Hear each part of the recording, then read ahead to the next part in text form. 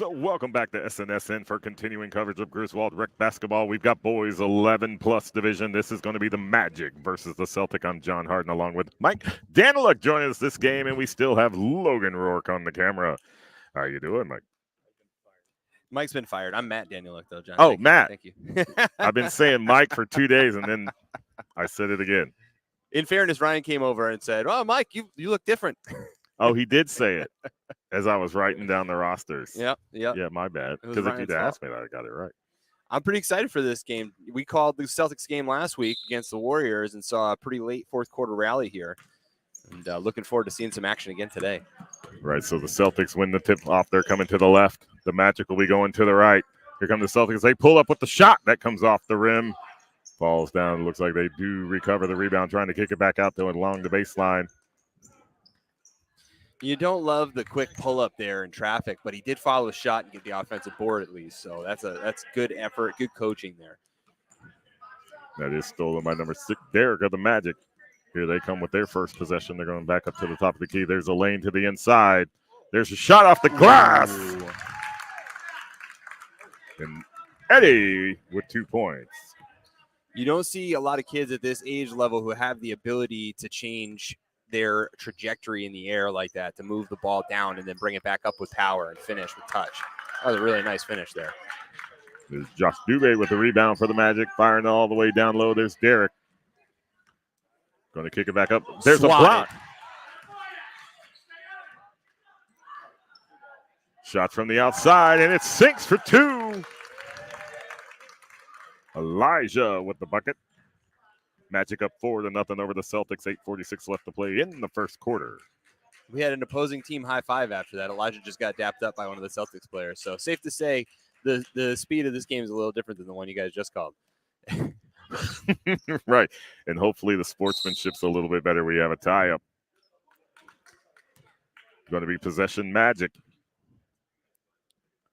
But no, the referee crew did fantastic in the last job to get that game back under control. And that's one of the things you and I were talking about before the broadcast too, is just how quickly it can spiral and how important it is for those refs to jump in. Elijah gets another. And rein in the game before, especially at this level where it is competitive. They are older. They do want to play hard, but also it's still rec basketball. And one of the things we talk about sports, and the adversity and the tensions and the stress and the close score. There's a shot for three-point land. That's going to fall short. Go out of bounds. Is going to remain Celtic ball. Is how do you work with that, build your character? How do you react in those types of situations is, I think, the key, because it's going to happen. It's how do you react to it? Well, and I think, too, as our MVP from last week, Cameron LePage, gets the ball here at the top, I think, too, a lot of that goes to, like, as a coach, travel call. The referee making himself heard early over here on the side, making sure they're calling everything here, technical game. That's what we want to see. I don't want to see anybody getting away with travels and double dribbles at this level. No, not here. Because, really, in this division, that shot's off the rim. Rebound underneath. Kick it back to the outside. There's another three-point shot. That goes off the rim, and the Celtics come up with the rebound. Is the high schools the next level for some of these players? This is 11 plus, could go up to 13. So some of these players could be freshmen next year. For sure. And this is the development league. This is where you want to see, as we have a injury on the floor here, took a little bump to the head on that intercepted pass. But kind of getting back to, the attitudes and the sportsmanship, like you were just talking about, as a coach, it's our responsibility to set the tone for that. Like, personally, if you're a player and you play for me, you don't ever talk to the referees unless it's to say hello at the beginning of the game and thank you after the game. Mm-hmm. That's not something that you can tolerate, because if you let that continue to happen, that chirping, and if these kids love basketball and they're home watching LeBron and all these guys do it, watching Luka complain to a ref every single time he goes down the court and doesn't hit a bucket. And sometimes when he does, they think they can do that in a game. And that is really important at this level, to shut that down. Right. Yeah, I feel the same way. If I had players talking to a referee or an umpire, I don't think I would take too kindly to that. So Elijah with another shot and another bucket. He has 6 in the first. Magic up 8-0 over the Celtics. You love to see a lefty go get that left side baseline jump shot right there. It's a shot that a lot of kids don't practice these days. They're all worried about shooting a 3, or at the very least finishing at the rim. That was a picture perfect baseline jumper. So Derek coming up for the Magic, going against Cameron. Cameron working low. Gonna have the foul, non-shooting foul. Remains Celtic ball. It was good position. He just didn't set his feet, and he kind of had his arms moving into him. So that shot falls Offensive short. board. Elijah steals it for the Magic. Feeding it up to Eddie down low. Good finish. And nice touch. This kid has the finishing touch around the rim, John. You're right. That's twice now we've seen him go up in awkward angles and hit.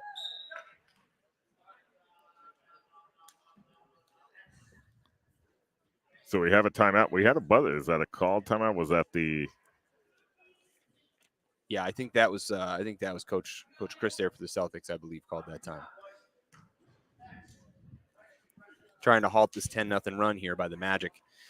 You know, it's sometimes the game flow is just strange. The Celtics have had some good shots to start here. They're just not going down. Magic have been kind of hitting everything to begin with. So once again, we see the Celtics kind of digging themselves out of this hole to start the game. So our rules are getting borrowed again. That's a couple of games in a row they've come over and taken our rules. That's okay. I'd rather them all get on the same page, call the game the same way. Well, and that's the challenge with, you know, these guys are coming in and maybe coaching, reffing a couple of games. Maybe you did a couple of games in the morning. Every single age group has a different set of rules that they have to abide by. And a lot of these guys, like I know Pete here coaches, you know, big time high school games and stuff too. So you're coming from all different perspectives to try and keep all that in your head. Right, absolutely. Like I know that from the umpire position, and when I did tournament last summer, the league, not the league, the division asked, "Do you prefer baseball or softball?" I said baseball. I've only umpired, you know, a handful of softball games, like ever. So then we get the tournament schedule, and I've got baseball and softball, all age levels. So you might be doing an 11-12 softball game, then turn around and do a 7-8 baseball game. But here come the Celtics after the inbound. Strain going down low. Tried to get it underneath. Broken up by the Magic. They do get the rebound. They put it up. So the Celtics with the bucket. That's going to be Cameron. Gets the basket and the foul. So the Celtics on the board.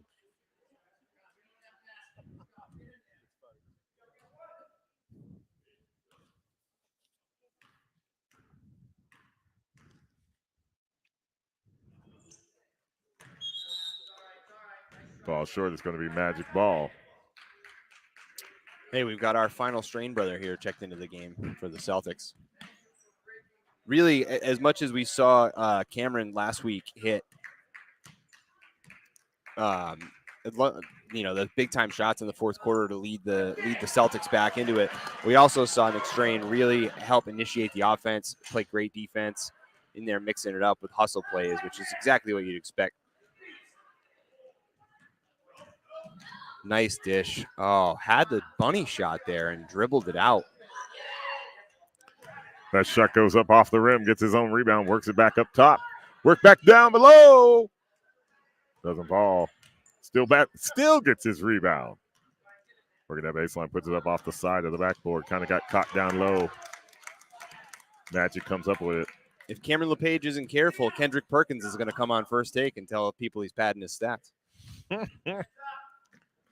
Josh feeds it off to Graham. Trying to go up top. Magic able to maintain possession. Doobie for 3. Falls short. Celtics with the rebound.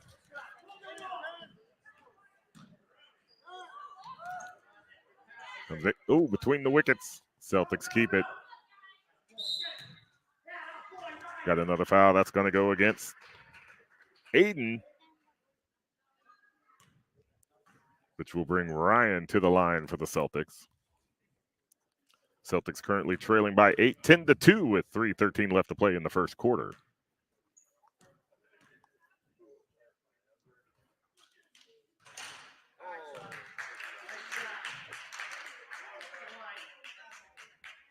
Yeah, did exactly what you would want your players. You use that backboard to your advantage. That time it didn't fall in. Well, and that's one of the challenges too, right? Is you want to see these kids be successful and hit shots, right, and feel confident. But you also really have to work on, especially if you have players that want to go on and continue to play. This is the age where you really need to start correcting shooting form. Like if you haven't gotten there already, now is the time because you're growing enough that you got the power as Nick Strain takes it. Oh, the Euro step. Almost hit that too. But it's where you really want to see them correct their form because they have the strength to get the ball to the rim most of the time. So if they're still shooting from the hip, or line drive shots. Mm-hmm.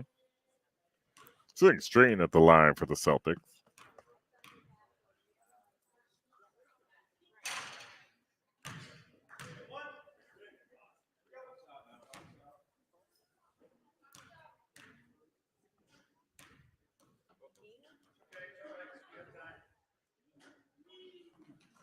Gets the second. Celtics at 3. No sweeter sound than tickled twine right there. Tickled twine. Grady working with the Magic, kicking it up back top. Good hands, good active hands on defense. That's what you want to see. Rip that. Nice. Oh. Kind of a little delay on the jump there. It's a funny thing, jump balls. There's, the rules are clearly defined about it, but every official I've ever seen. Nice pass underneath, and there's a basket for the Celtics. Oh, man. So we have Kyle with the bucket. I believe so. I got a quick number correction that I could only have here. So I'm hoping we got that right. Nick Strain, that was like a half-court bounce pass to the middle. That was beautiful. But the distance he put on that, there's another basket underneath. Kyle, he's going to double dribble, no shot. No, foul on the floor. Oh, they did. You were saying it was on the floor, though. But didn't he move both hands? I don't know. But when he did the bounce pass, the distance at which he went back to the court was just right to feed it underneath and under the defense to get it there.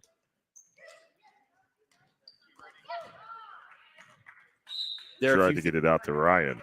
A few things in this game I love more than a really nice bounce pass. I was yelling it all day yesterday at my 7 and 8 year olds. Like they just have to have this inclination till they see a guy and they want to throw it over the top. Over there.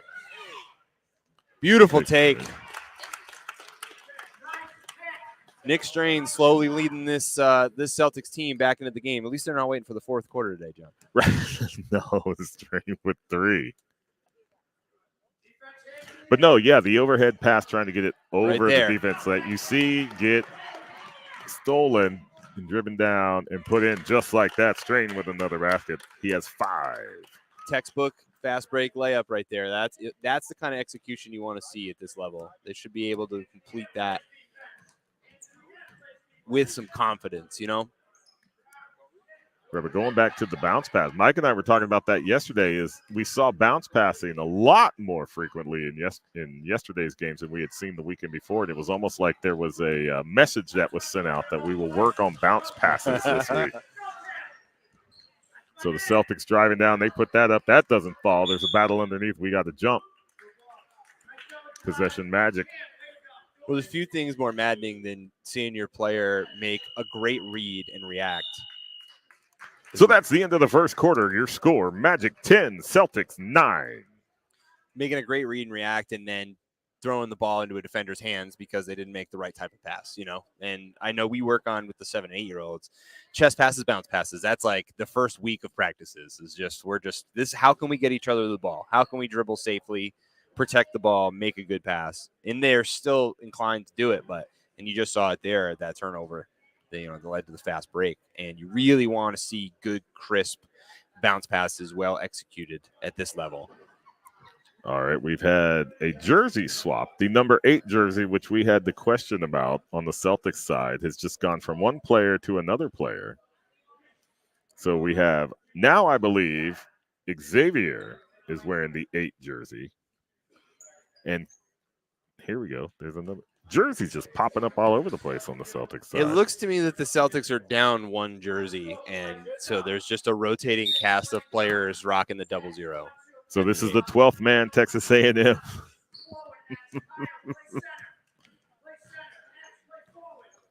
So the Celtics with possession to start the second quarter, trailing the Magic by 1. They got to get Nick Strain a screen up there at the top. Somebody come set him a little pick so he can get a little momentum going to the rim there and continue this 9-0 run. Here comes the Magic. Almost all of these Celtics baskets have come off of turnovers or good defensive possessions, too. Right, feeding it over to Devontae. Shooter. Dumps it. Oh, my goodness gracious. Definitely want to see a closeout there. That's a really tough spot. You got a guy who's clearly a good shooter. You want to see somebody run out at him with a hand up. Right. Elijah with the 3.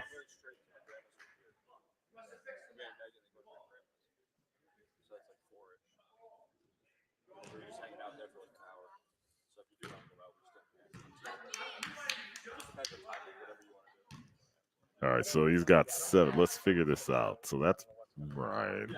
You That's can't not Ryan. you That's can't get Ryan. that? You can't jump up for that? Come on, ref. Needs better ups. The other ref got a chuckle out of it. You could have jumped for that. It will be the Celtics. I've seen him do it. It was like 20 years ago, mind you, but I've seen him do it. He can do it. Nice cross-court pass. Had some zip on it. Mm-hmm. You can hear it when it hits the fingers and you hear the.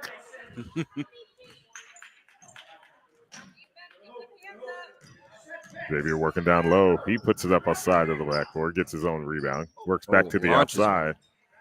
Good offensive board there. Shooting 2.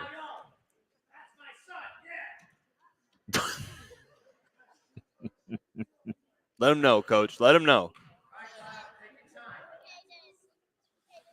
I've completely lost track of the numbers now. So this is Ryan. No. This is Kyle. Who's now wearing number 7? Right. I think. Here he gets the basket. There it is. The Celtics continue their rally. Somebody's got to watch this guy back. Coach got to see that. Call somebody back on defense. They got a guy just waiting. There it is.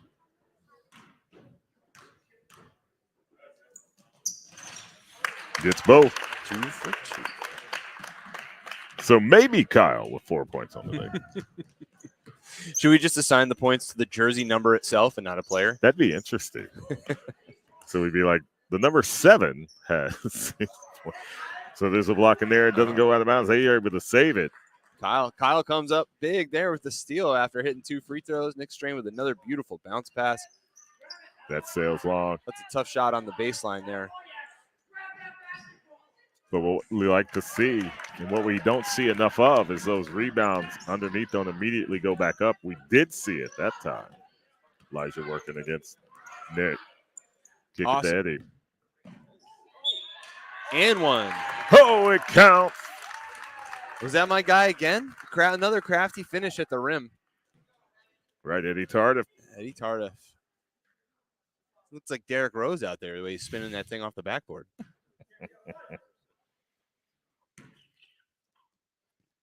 So he will get the basket and the shot.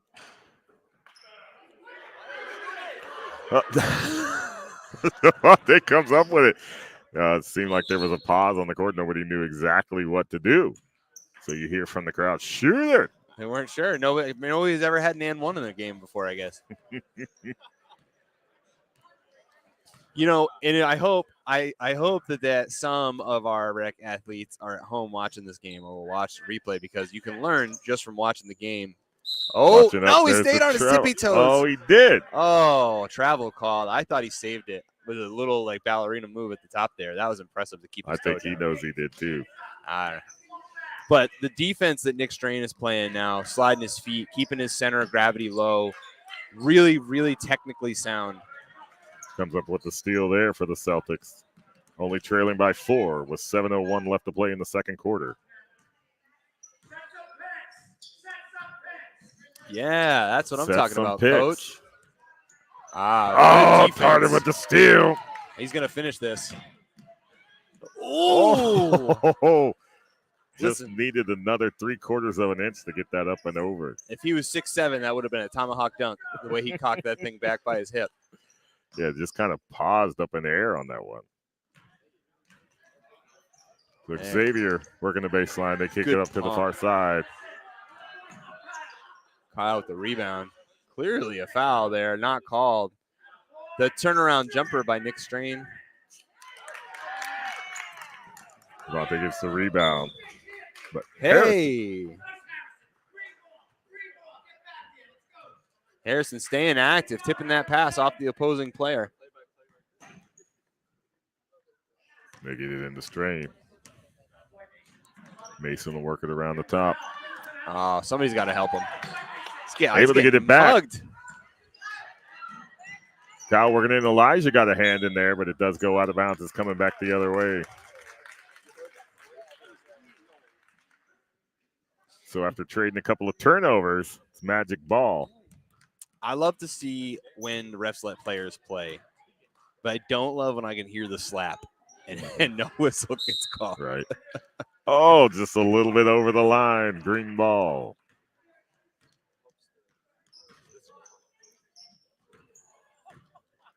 So here come the Celtics.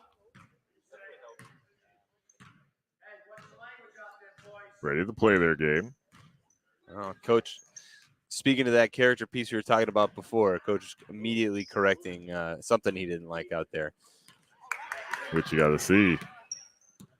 He's going to get the trap. That's tough. And there's Derek for the Magic. Ooh. Oh, Strain with the block. Good clean block, too. That was beautiful. That's exactly the kind of recovery you want to see on defense. No, that was out of bounds. Magic ball. We've got a timeout on the court. 4:54 left to play in the first half. Magic enjoying a 4-point lead over the Celtics, 15-11. And we have the Celtic jersey swap.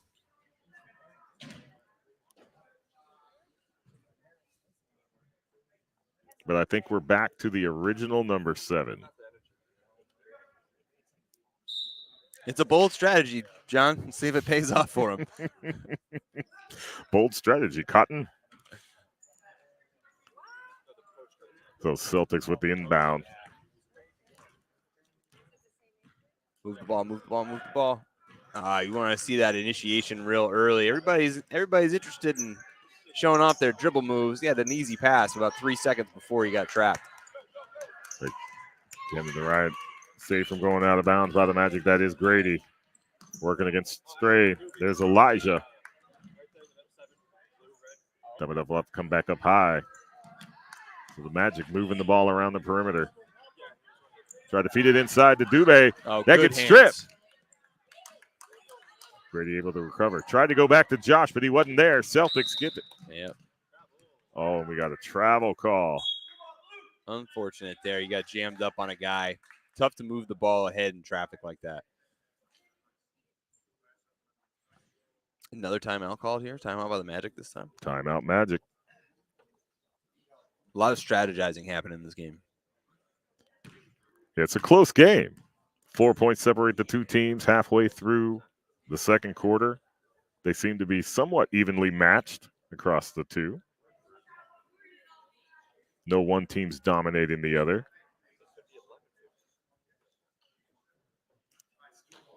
I think we're in for a exciting basketball game. I agree. I think this is a great display of what this league has to offer from a development perspective, to see kind of where some of these players are after a few years in the program, where you can watch competitive, fun, exciting basketball. Absolutely. There's a three. Off the rim, then out of bounds. Yep. Hit the support up top. That's automatic out of bounds there. Celtic ball. I don't know. The threes, they're exciting shots, especially when they're not expected. Little size disadvantage right there. It didn't deter him, though. He was ready to size him up. If the ref didn't blow the whistle, I think it might have come to blows there for a second. There's a shot on goal. Magic comes up with the rebound.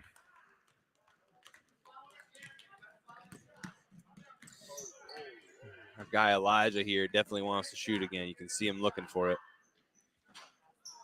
Aiden playing up top, playing tough down low for the Magic, but here's the Celtics on the rebound coming back the other way. It's a way to wrap that thing up for sure. There's a two. That's going to fall short. Offensive board. You know, it's driving me a little crazy. And one. There you go. Watching these guys get these beautiful offensive rebounds and then dribble away from the basket. That is such a struggle because you want to see them just go straight up with the ball or one power dribble closer rather than turning their back to the hoop, but got it done there. See if they can figure out this live ball situation here after one free throw. So Cameron with the shot comes off the board. Good board by Nick Strain. Goes out to Camden. Kicking it back to Harrison. There's the shot. Sails long. With three defenders out on the right side, you'd love to see a bounce pass into the open guy inside. Well, it's kind of like, do you know where all your players are? Because sometimes I think you get the tunnel vision and you just go with the first thing that you see or what's immediately in front of your field of vision, and you don't see what's to your right or your left, or even sometimes behind you. And those are the intangible things that are really hard to teach, right? You get kids that just see the floor, and then you get kids that only see the rim. There's Elijah going back in. That doesn't fall down. Celtics with the rebound. That's Ryan. We're going with Ryan. Third player to win, number 7. Oh! Strain with the basket. That is a man's take right there. I'm going strong to the rim, and I'm going to finish no matter what kind of contact you throw at me. Way to go around the screen. That's going to be an air ball. But with that basket, the Celtics tie it up 15-15, 1:43 left to play in the first half.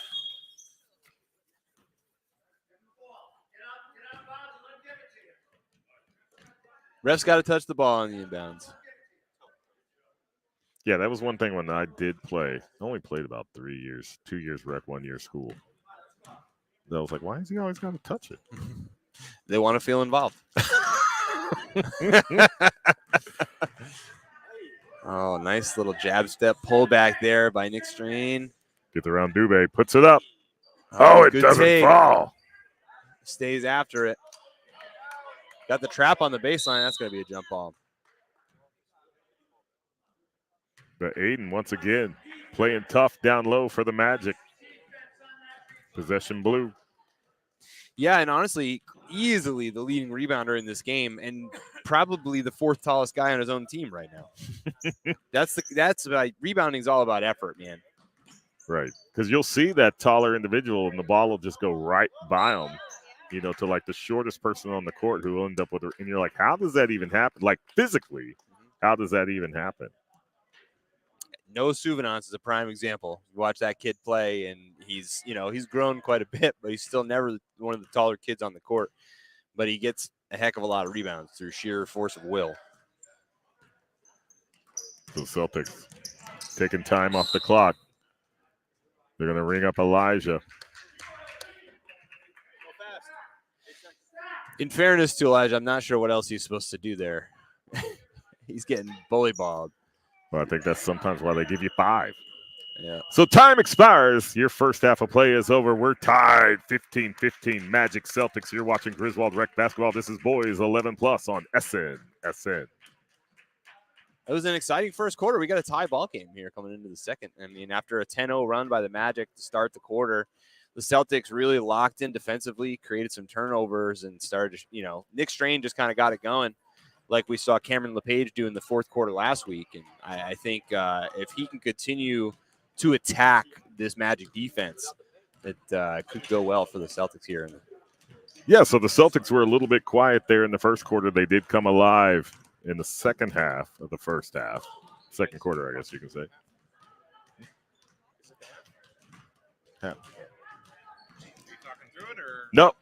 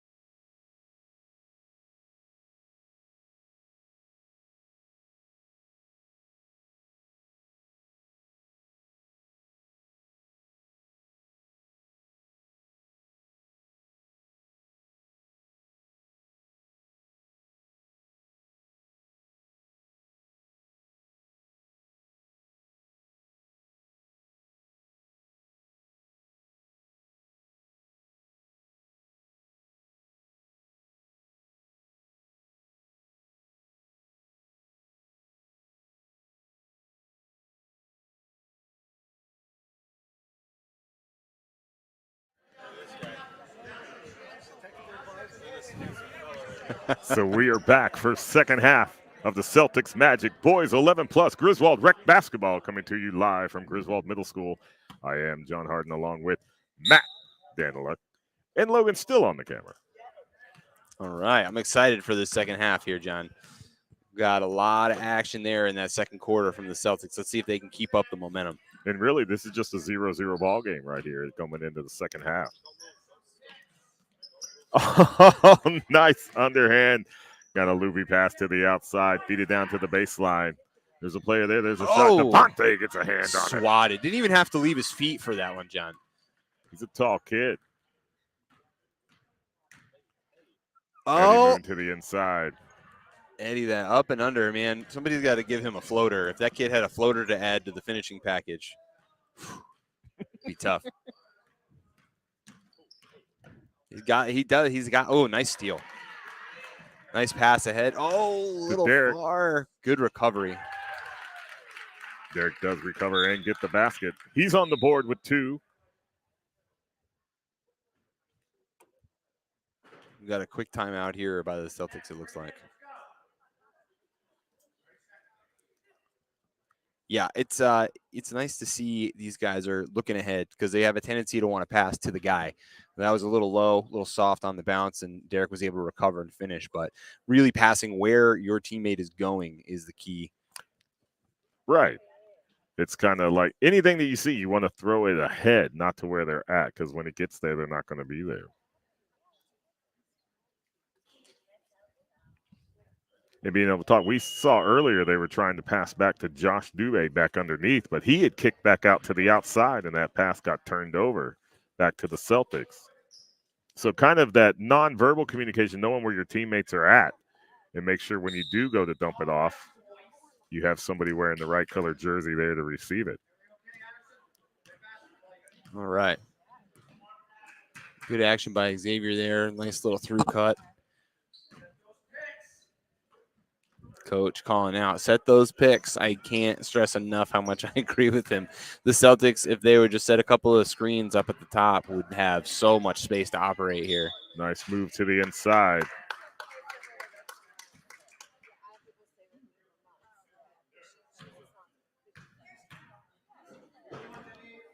So that will send Cameron to the line for the Celtics, shooting 2. Cameron's got one T-shirt in his bag from last weekend. Let's see if he can have a strong second half here and get another one for the collection.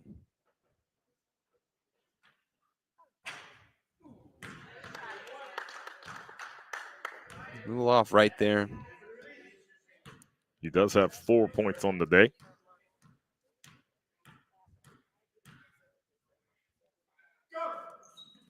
Nice hit there. Way to recover. Get your shot back on the second. Puts the Celtics within 1. You know, everybody can work on their shot and become a good shooter, but some guys are just shooters. And you can usually identify them by, if they take the same shot twice, the second one is almost always better than the first. And he kicks it out to Devontae. Oh, just rips it back. There's the shot. Gets on Devontae with the rebound and the shot. It doesn't fall. Oh, man, that was way shorter than the last wrap-up, and we got a jump ball called. It's Xavier. I think they thought Devontae was going to take his arm off. Maybe that was a safety call. Yeah, I think Xavier's still looking to make sure it's still there.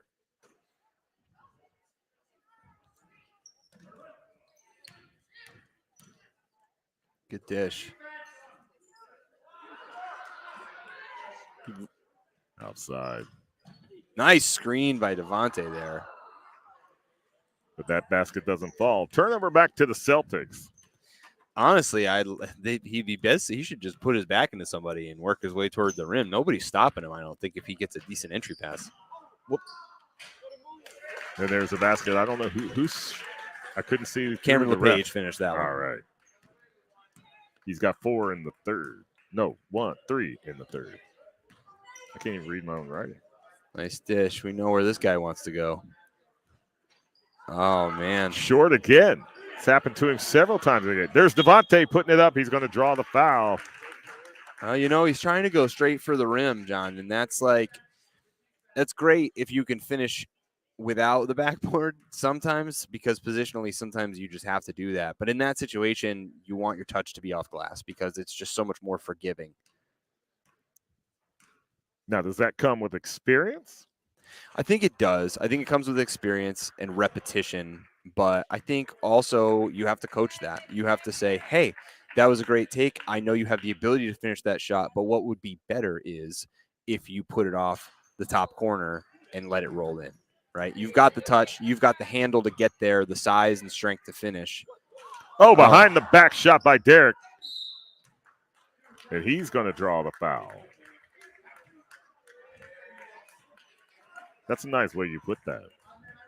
Yeah, because if I'm I'm like, hey, man, I can get you like 10 more points a game if you just put that thing on the glass. Why do kids seem to be so reluctant to go against the glass? They all try to get that switch. Like you said, there's no sweeter sound. Yeah, and it's great. And it's awesome to watch Steph throw an underhand, finger roll 40 feet in the air and have it drop through the net in warm-ups. But when you're playing a game, it's about the most fundamental way to get the ball in the basket. And unfortunately, in this era of basketball, we neglect backboard too much when we teach these kids. So Devontae with that rebound. Oh, it doesn't fall. It's still bouncing around. Another one, no backboard, right there under the hoop. And that's just repetition. That's miking drills going side to side off glass and stuff like that. Like the things that, don't seem important until you're there. And then they are important because, we just had 3 missed shots in a row by the Magic because we weren't using the backboard. That one sails long. Oh, there's a block by Xavier underneath. Got to look ahead. Got to dribble with your head up there. Defense had time to catch up. Harrison working down low. Oh, that's a shot all day from Cameron LePage. There's a backboard. And that's the benefits of glass. Here he goes. Puts his team in the lead 21-19 over the Magic. Magic better be careful that he doesn't get hot because if he starts raining threes, it's going to be a quick game. So there's a shot off the rim. Another Tried to put block. it back up. Derek's right there to clean it up for another basket. So he's quietly racked up 5 points here in the third. 21 all. There we go, bringing it up. Yeah, and that's not the area you want to see the glass. And I didn't see him call it, but still a good shot. Was a good shot. Ooh. 3 seconds. I was wondering if they were going to start calling that at all because it's been happening quite a bit on both sides. And it's something you forget about. Yeah, got to go in and out. Don't camp. So Eddie working inside. Oh. Comes right up under the rim on that one. Devontae with another rebound. Oh! Thought he had that with a little fadeaway, putting that back up. Didn't go down. Especially if you're a big guy, if you can create space with your body, you already have an advantage at this age level.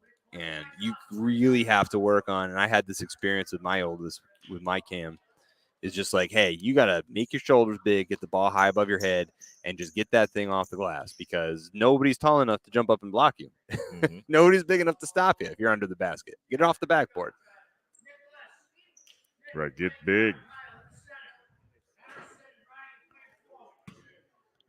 But yeah, that's one thing you don't see, like the arms out underneath. And like you said earlier, turning your back to the defense and just working your way in. They don't seem to like to do that either. They immediately want to dump it off once they get turned. Yeah, and it's hard because like you can't teach size and you have to work on the skills, but also there are some advantages that come with that only big guys can really work on. Elijah with the shot, falls short. Magic with the rebound. They put it back up. Celtics ultimately come down with it.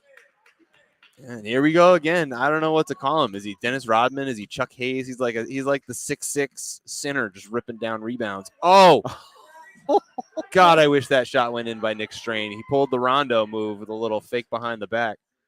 Then brought it back up. Celtics retain possession.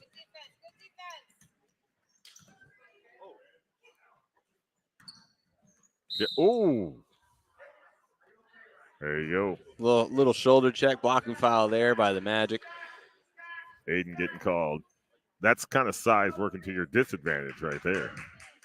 Yeah, it's true because honestly, it could have just been a travel because he didn't really move his feet at all. He kind of just stood there. Oh, that was 2.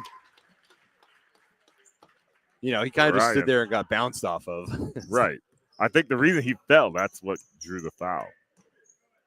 There's Elijah. Another shot there. And he's having some real struggles after hitting a couple early. But now the Celtics lead by 2, 23-21 over the Magic. Take that baseline. Nice bounce pass along the baseline there. Tough little shot moving to the right. Kyle with the offensive board and the putback. Xavier gets it to fall. Here come the Celtics, up 4 now in the quarter. Bet it's a shot. Front off rim. the rim. So the Magic, once again, walking away without any points. Celtic lead increases to 4. Another bounce pass. Oh, in the finish. Oh, my goodness. Beautiful, fundamental basketball being played by the Celtics here, and that's the reason they've got a 6-point lead. For those Xavier. Nick Strain just smothering him in the corner. Derek going across. Aiden to Elijah. Oh, he had an open shot that time. Same result. Nice drop-off pass. Little short. Little short.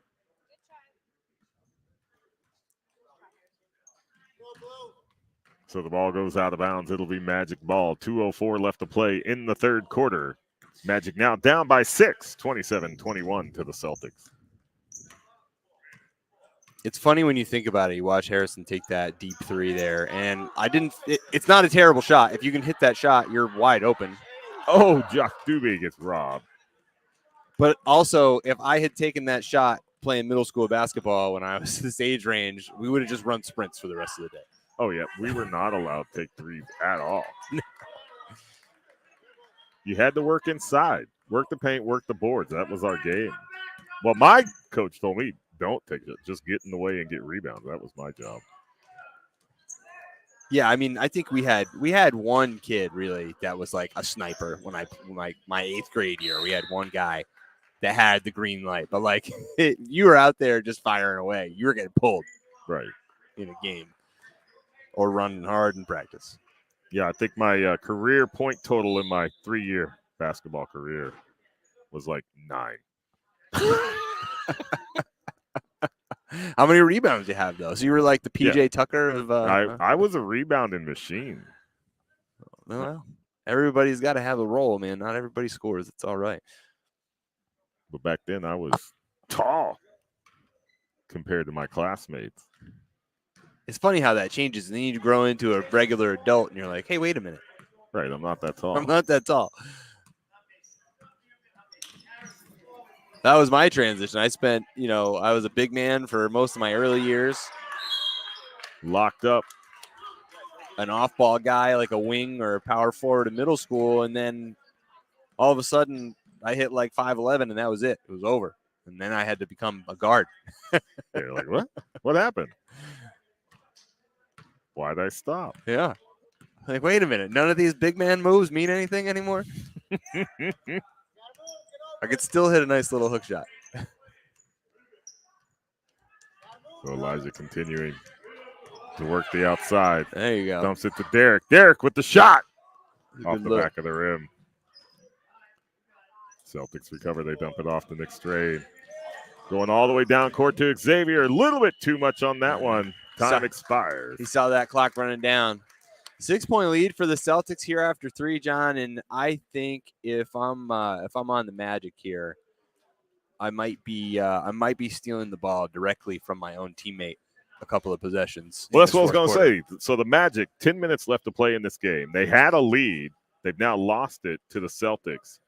They're taking a lot of low percentage shots. I think ball control, turnovers, rebounds, and then working inside, get those higher percentage shots is what the Magic's probably going to have to do here in the 4th. As we see another number 8 jersey swap here, Xavier taking the Ocho back today. The Ocho. I love the jersey swap. You got to do what you got to do. Yep. Yeah, somebody forgot to do the laundry or something, and that's what you got.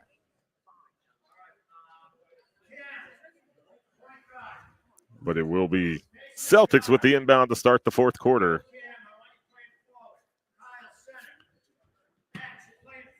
But overall, it's been a very good game. Well played, back and forth. Certainly no sportsmanship issues in this game. No, not like we saw in the previous game. So give and go. What a block.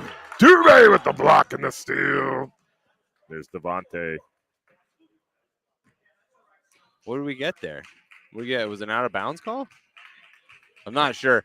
It was a beautiful block, but that give and go, that little dish and drive was beautiful by the Celtics. He's even got the left hand here. My guy. Please use the backboard. Dubé falls short. Magic with the rebound. They put it right back up. It doesn't fall down. Battle underneath. Celtics come up with it. Good offensive board. No backboard. The floater. Little runner there in the lane. So he tried to feed it underneath. Magic there for the turnover. Darda's going to bring it across half court for the Magic. Good hands there by Cameron. Oh, man, that thing looked pretty. It did. There's an intercept on that pass. I hate it when a shot looks that good and just doesn't touch anything. You could even hear the crowd kind of go, ooh. Mm-hmm. Great hands there by the Celtics. Or the Magic, rather. Sorry. Good dish along the baseline. Oh, that's a tough shot. Yeah, desperation shot to put that one up. Good sportsmanship again there by our guy Tardif. Picked him up off the floor in the middle of a possession. There you go. Devontae bringing it across for the Magic. The point center. A position totally specific to this era of basketball, unless you count Bill Walton. Oh, nice block. Swatted by Xavier underneath there, and got a foul called on the Magic. Dante will get called on that one. Actually, that wouldn't upset me as a coach right there. Playing tough, know he needs to keep this ball on this side of the court, trying to get that possession change. I agree. I'd be pressuring. Personally, from a coaching perspective here, if I'm the Magic, I'm picking these guys up at half court. I'm running a high 2-2-1. We used to call it defense number 2, but you're looking for 2 guards to trap the ball handler, and your 2 guys basically up at the 3-point line looking to steal their pass out of the trap. 1 guy back for safety. Put some pressure and create some turnovers.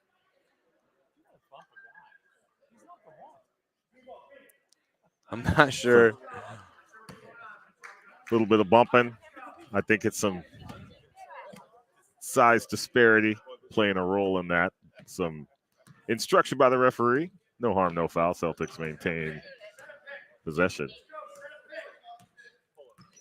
You tell Mike I need one of those like smart boards so I can draw like little X's and O's up here. You could be like the John Madden of this. Oh! Good hustle, good recovery there by the Magic. That was almost a really costly turnover. But once again, you're going to pass that ball up. You got to make sure you get it to your teammate. Yeah, can't be sloppy or careless with the ball, especially when you're down 6 in the 4th quarter. There's Devontae on the outside. Good screen. I thought he was pulling that thing for a second. Here we go.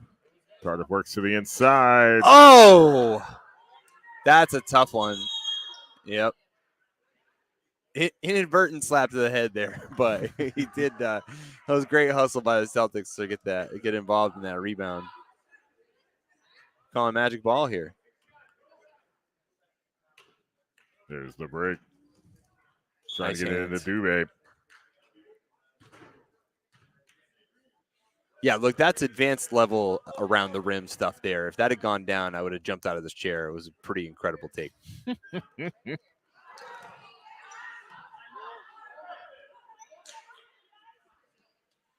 I'd like to see our guy Tardif take a jump shot at some point and see what that looks like. Oh, that's 3! A beautiful shot there. Josh Dubé with the 3 brings the Magic within 3. 5:40 left to play in the 4th quarter. That's what I thought was going to happen with his last one. He just got bumped right out of the way. The shot does look similar. Good that offensive one had better board. results. Cameron. Uh-oh. I'm starting to think he's aiming for the backboard on these threes, John. That's like 3 last weekend and 2 today. And they've worked. That's what I'm saying. They're going in. Right. There's a shot from the outside by the Magic. Tardif able to recover. He puts it right back up. That doesn't fall. There's the pull-up, Jay. Carry. Great defense in the backcourt there to recover the ball by the Magic. Blue ball. Here we go. Going to have substitutions on the court. And the number 8 jersey will go back. No, that's the 7. Oh, it's a 7 jersey this time? It's between 8 and 7. I don't know. They're making us work for it today, They are. John. So I think this is Ryan in the 7 because he was the original 7. He's the OG 7. OG 7.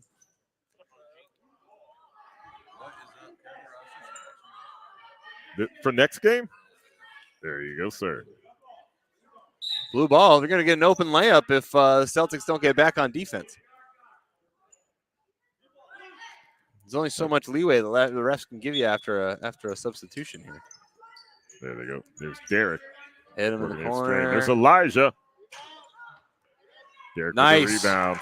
Good offensive board.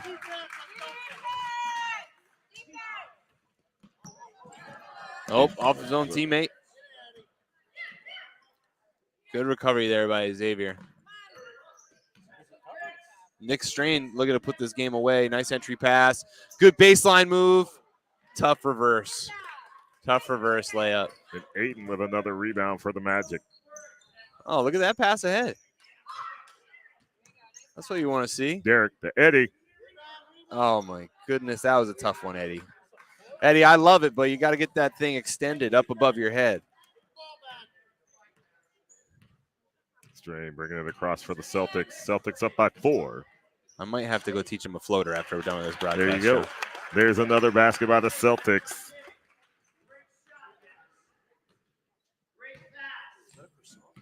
Six-point game. 4 minutes to go. What more could we ask for on a Sunday, John? Not much. This has been some good basketball we've seen this Sunday in this game right here. Matching up to be a pretty good contest. We called it pretty early. There's Derek off the rim. Go straight up. Oh. That one dribble and fade back just cost him an easy bucket there. If he would have come down, gone straight back up like a box jump off the glass, that's an easy bucket all day. We got official timeout on the court. But, yeah, we said the teams were pretty evenly matched. We were in for a pretty good game. They have not disappointed. Quite the opposite. I've been kind of thrilled by this. I mean, I love coming and talking about hoops anytime, but it's even better when it's an exciting game. Absolutely. And then seeing some of the in-game changes that both coaches have made is what I like to see. You know, like what adjustments are they going to make? What assignments are they going to make on their defense? Yeah, and personally, like, obviously, you know, we were kind of joking about it before. Like you're saying, Coach Chris is basically doing the play-by-play for us from the sideline over there. But that's what I want to see. I want my coach to be animated, and I want him motivating his players and making in-game adjustments. If you're just sitting on the sidelines with your arms crossed watching, you're not doing your job. Like, you got to coach these guys as they go. And I can tell you, basketball coaches are a unique breed. There was a travel going to come back the other way. Like, I always get a trip out of watching basketball coaches. Mm-hmm.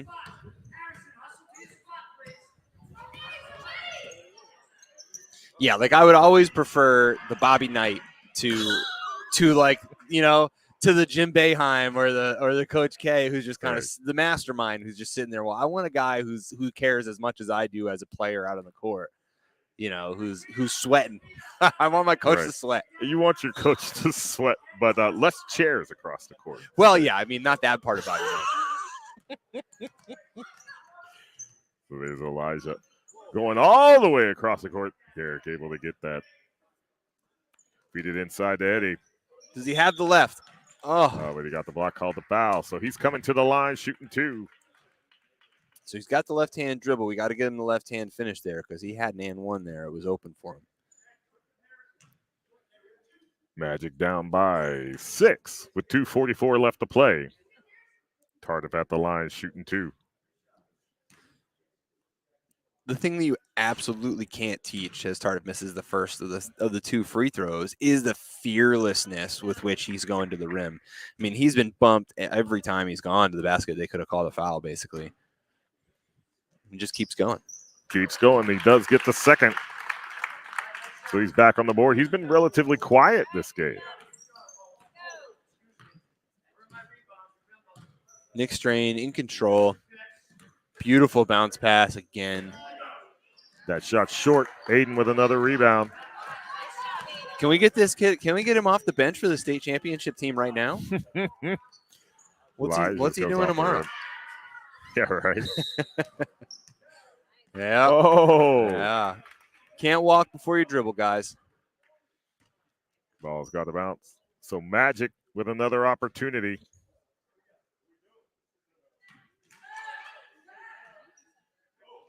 Trying to organize the play after you have the ball is a challenge. Oh, good Oh, dish. nice. Oh, man. I like the play. That was a great shot, too. That was just an unfortunate roll. Oh, good steal. Nick Strain ain't letting that happen. He's got Eddie on the other side. He's going to get it. And one.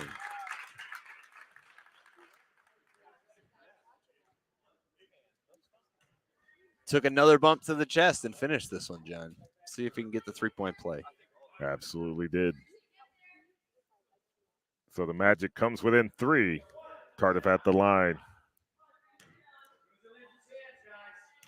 We're seeing this Magic team use the same recipe that got the Celtics this lead. They are playing solid defense, turn the ball over.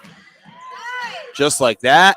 Nice save behind the back by Tardif on the break. Let's see if we can get a nice finish to this possession. Good offensive board. Aiden with a rebound. Aiden with another rebound. Another foul call. Shooting 2. So Derek will come to the line for the Magic. Magic down by 3. 1:34 left to play. And we're getting a little flair out of my guy over here. Eddie, behind the back save. Not a lot of guys are doing that at this age. No. Well, the idea to do it and then the execution to actually do it. Mm-hmm.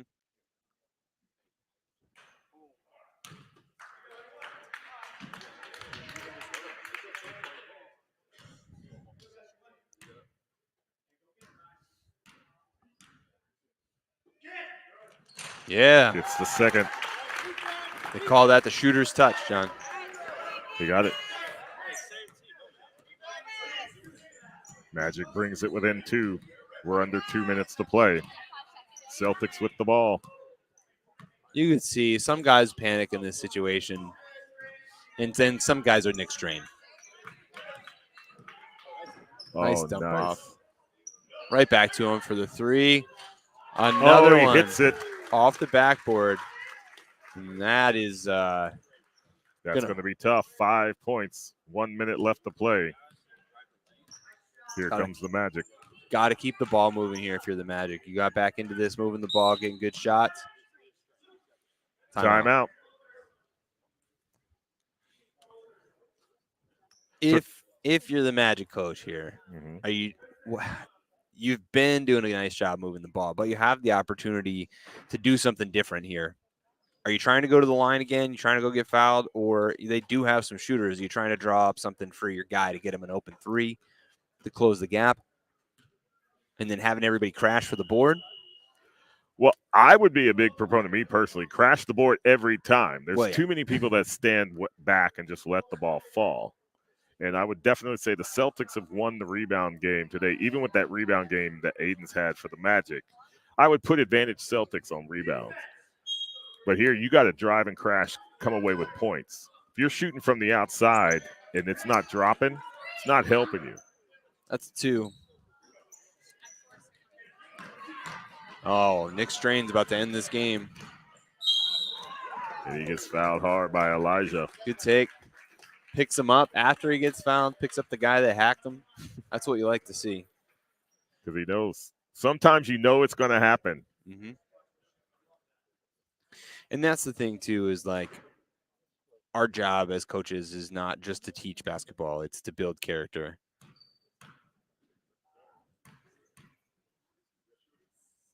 And you can absolutely tell as Nick Strain hits the first. You can absolutely tell the coaches that emphasize that because the team, they take their lead from the coach. The coach sets the tone.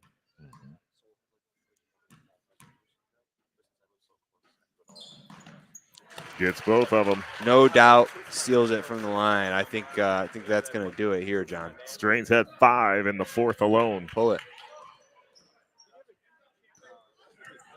Elijah works his way to the left, puts it up off the rim.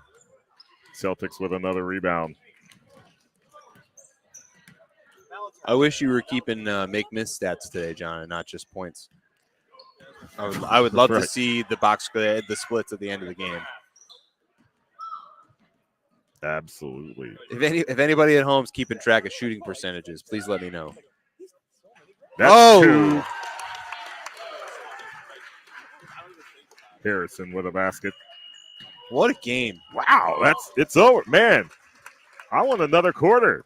I know. I kind of thought we only had 3 so far. Well, that was the 4. So your final score, Celtics 39, Magic 30. You've been watching Griswold Rick basketball on SN.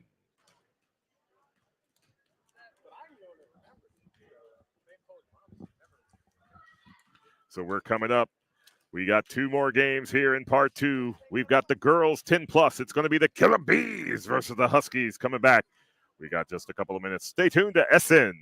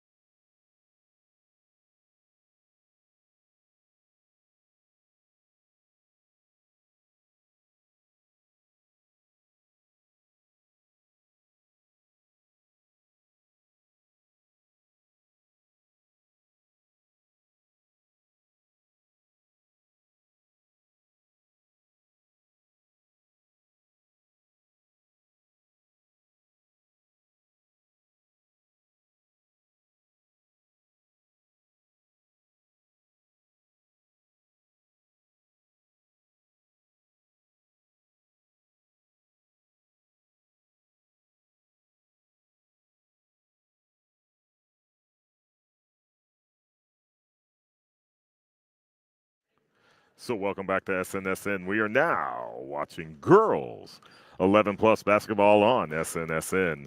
John Harden along with Mike Minarski now. Hey, welcome back. Hey, Yes, thanks. welcome back. Welcome back. Game 5 to the same old place that we talked about. Griswold Middle School. Yeah, Mr. Cotter could be around here. With Samantha and Jasmine at the tip-off. This is the KILLA Bees versus the Huskies. KILLA Bees with the ball. There's Emma. We saw this team last weekend. They're tough. Mm-hmm. Both of them were tough. Both of them were tough. Oh, absolutely. I think the Huskies broke out to like a 30-6 or 36-2 run at the beginning of the game. Right, a lot of that was who's at the point right now, number 4, Cadence. And then you got Sam Wazanowicz in between for the KILLA Bees. She only gets one name because her name is absolutely too long. That's right. Just Sam. Right. Yeah, then I got to start paying union dues. So they pull up, take the shot off the back of the rim. KILLA Bees come up with a rebound. Here come the Bees. She's met at the point, gets it to Emma. Able to maintain. Wow, I was going to say maintain. She loses it, goes out of bounds. Turnover, Huskies. One more game after this. Already another day of basketball. And then we actually have games. We have 4 games next Sunday. Hmm.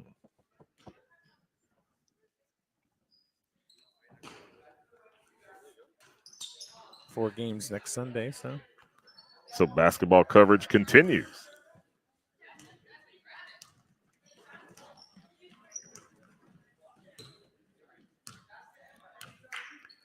So the KILLA Bees. Oh, Gaten gets a hand in there. Emma's. it's partially blocked as well. But Sam tried to put it up and in. Nope, didn't go. But the KILLA Bees still remain in possession. See what happens? I get a game off, and all of a sudden, boom. Yeah, then you can't talk anymore. And it's like after lunch. You know, it's like nap time. I don't know what time is it. Right now? Yeah, I have no idea. Well, it depends on how you look at it. It's 1:41, but really it's 12:41. Is it really 1:41? Yeah. Cadence with the 3, sails long, goes out of bounds. That'll be turnover Orange. It's amazing how fast these days go. Yeah. You know, it is. We just get immersed, in these games, and it's one after another after another. So what was it? 8 yesterday. We're on game 5 of 6 today. Cadence with the steal for the Huskies. Just gonna bring it up, put it in for the first 2 And there's the points. first basket. So Huskies on the board first, 2-0 over the KILLA Bees. 7:09 left to play in the first quarter. This is girls 11 plus basketball on SNSN. Going down to the corner with Emma. Loss of control. KILLA Bees maintain possession.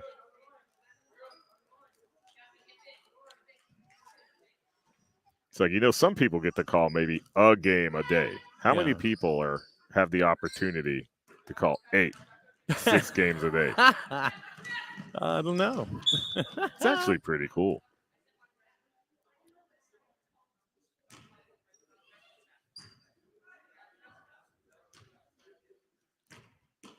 Ball goes out, Husky ball. Page gets it into Cadence.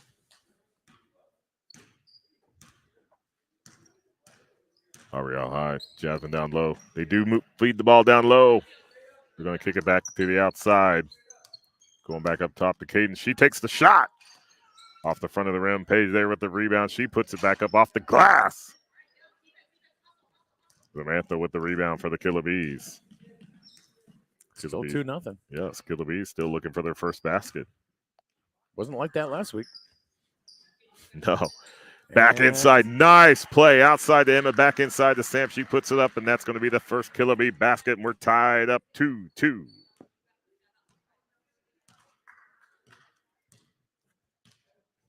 We get the Hornets and the Wolverines next, right? Oh, you can't believe it. Get out. For real? For real. There's one more after this. Uh-huh. Paige Ariana. 2 Killer Bees swarming around her. Had to kick it back up to the top. Paige to Cadence. Had to keep working to her right. She still has a little hitch in her giddy up this week. Back across court, trying to feed it down. Sam's there to steal it for the Killer Bees. She's going to bring it across. Ooh. Trips up. I think that was completely inadvertent trip. Was there a foul call? We do have a sub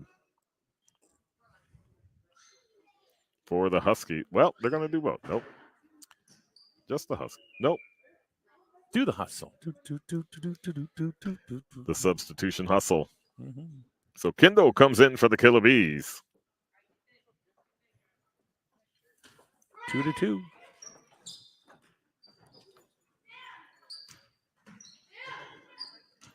Getting it back out to the outside to Emma.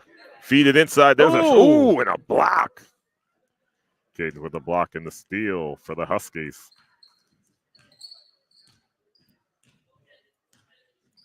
I'm really thinking this is going to be one of those back and forth defensive type of games, Mike.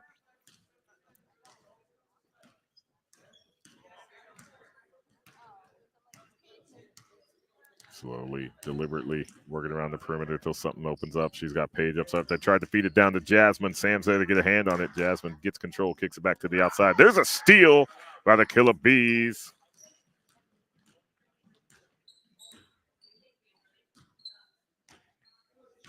It was Lily. Emma with the shot in the basket. Killer Bees take the lead 4-2 over the Huskies. Just under 4 minutes left to play in the first quarter.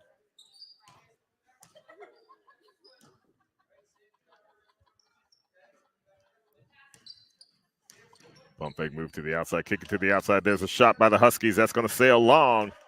Tied up underneath. Emma battling. Cade finally wraps her up, but it looks like they're going to call the foul.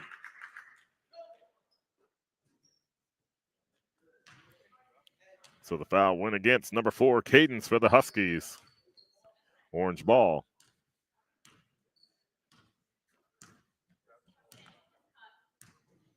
Emma brings it across for the Killer Bees.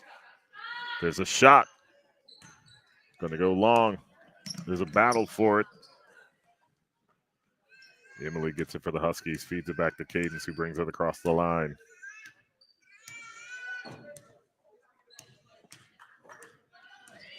Pick up top. Feed it down to Jasmine below. Nice. She puts it against the glass and gets a basket. Good pass, good teamwork. Huskies tie it up. And you know, Jasmine is a souvenir. How many souvenirs are there? How many divisions are in this basketball league? My Lord. I think the number was 5. I think that's what she said yesterday, right? So we're tied up 4-4 here in the first. Huskies, Killer Bees. Paige able to recover for the Huskies. Over to Emily. That's stolen by the Killer Bees. That's Lily. She puts it up. They're going to call the foul on Paige.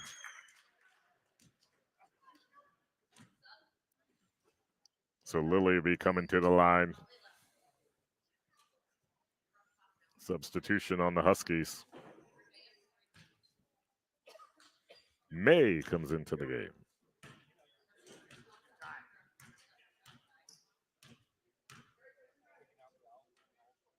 Nice shot. Very nice shot. Had a nice arch on it. Went all the way.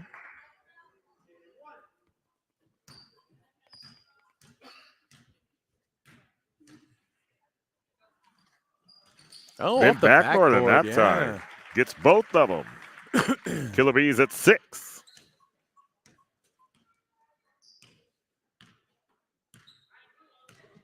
Here come the Huskies.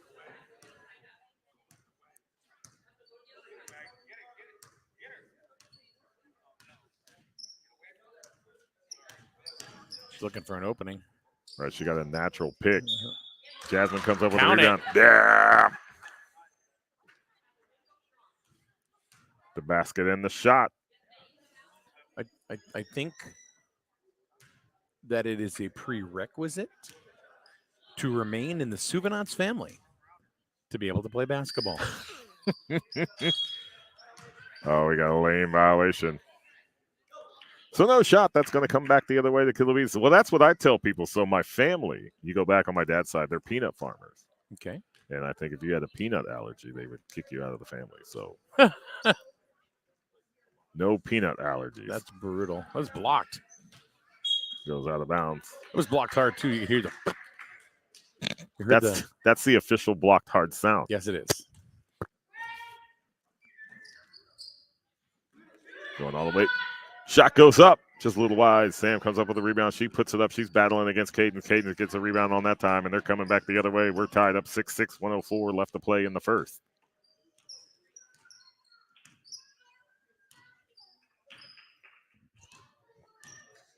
Continuing to work that outside till something opens up underneath.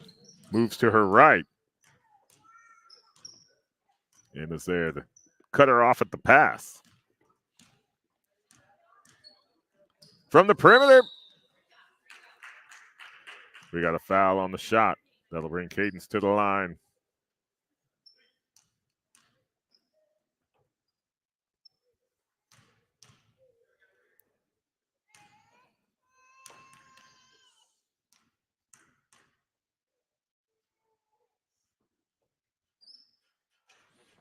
Hits the basket with that one. So with that basket, Cadence has 5 in the first quarter.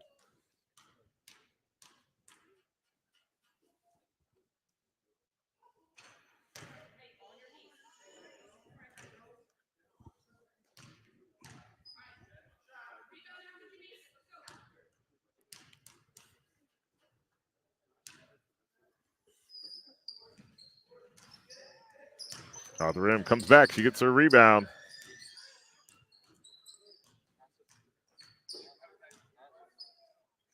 She'll shoot the 3.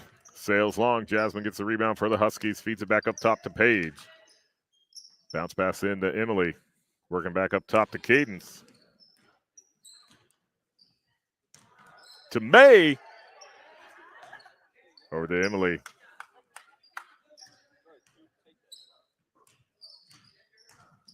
Cadence works for the baseline. Takes that shot. That's Sails. And time expires. So after one quarter of play, Huskies 7, KILLA Bees 6. I didn't even realize that was the end of the first already. Just like that. 10-minute quarters too, Mike. Yeah. But continuous clock, first 3. Right. And then just the fourth, that's when they'll go ahead and operate it as a normal game clock. As normal as that clock can be operated as. Yes. Yeah.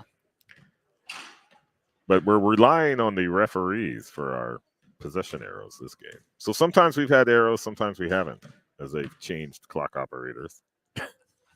But we do have quarter markers. So sometimes when you get your possession arrows, you don't get your quarter markers. Well, it's union. You know, I mean, they have different clock operators that come in. You know, I mean, you can't pay them overtime because they're on the clock. No? No, I'll see myself out. For real? Obviously not a good joke. Well, I was like, yeah. No, I like it. It was clever. So you gotta jump in the pod, man. Jump in the pod. Jump in the pod. What's that? Jump in the pod, man. Jump in the pod. People on demand. People on demand. Because I'm sure that's exactly what people want is more of my voice. Get in the pod. That's what you do. Create your own podcast, show, commentary, school project. So you could be like writer, producer, director, and star. Do everything. Do everything. You'll allow them to do everything. That's it. You give them the tools. Yeah, book the time. You can do whatever you want. Well, do anything legally that you want. Oh, so there's community rules. So well, yeah, up on the floor. Yeah. All right. So we can't get into the pod. No. like craziness. No. Look, we will not be discussing illegal activity Well, that's good. in the pod. Nobody wants to talk about that. Huh. So trying to feed it underneath the Kindle. That's taken away by Jasmine. Huskies with a 1-point lead. But we already booked one organization already to do their own show. So we had a pick up top, and then they're going to call Paige for the foul. So that'll turn it back over to the Killer Bees. Referee with a little explanation about what she did. I think that's the tightest braid I've ever seen. How do you not get a headache? I don't know. That's for three, just off to the side. Battle for it underneath. Emma comes up for it with the Killer Bees. Killer Bees. Sam working inside, kick to the outside, shot goes up. Oh, Ooh. In and out, Jasmine with the rebound. Robbed. So I'm going to have to do that. I'm going to have to draw up something. This get in the pod thing. Yeah. Get in the pod. Jump in the pod. People are like, what are you talking about? What if you just had a pod and you jumped in it? Well, it depends on the pod. Yes. But there's so many things you can do in there. Mm-hmm. You know? Now, what's all available to you? You get in the pod. Audio, video equipment, Mm-hmm. Professional lighting. Because a lot of times people just think, oh, I'm going to sit behind a desk here and I'm going to talk. And there's no lighting and you look looks horrible. Yeah, you got that yellow tinged incandescent. Yeah, no white balance. Right. And, yeah. For three. Off the backboard and in the basket. And we get that like three to the sky. That must be a thing. I gotta watch more basketball. Yeah, I didn't know that was a thing as much as it is because I've seen it more today than ever. Mm-hmm. There's a steal. There's a steal.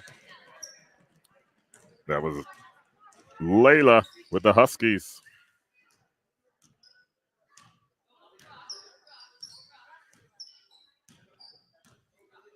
So Huskies with a 4-point lead, 10-6 over the Killer Bees. So you got Sam on Jasmine. That pretty much leaves Cadence open to do whatever she wants. Right. It's an interesting Double dribble. travel. One of those. Yep. Either way, it's going to give them to the Killer Bees. Yeah, some interesting defensive assignments by the Killer Bees.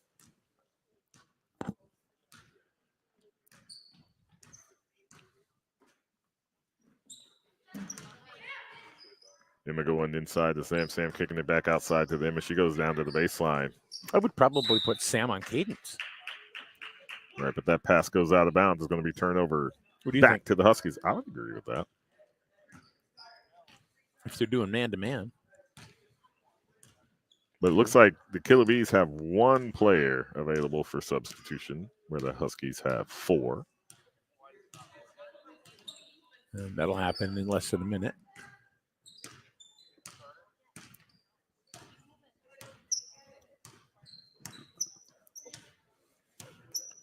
But really, if you move Sam up, who's going to go against Jasmine down low?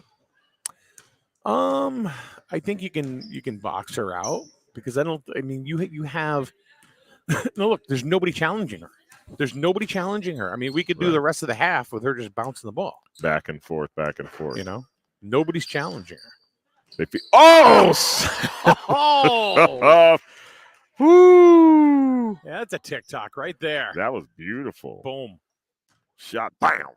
Back in your face. There's Cadence with the 3. Off the side of the rim. I mean, she's pretty accurate too. So, statistically, she's going to hit them shots. Jasmine gets that rebound, and she gets the bucket.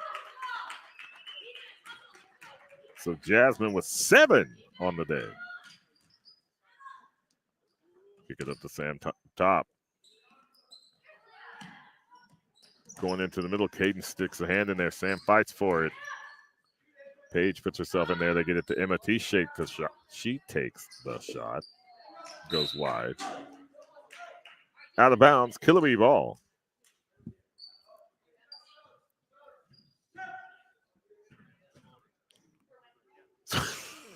Why are Substitution Oh. KILLA.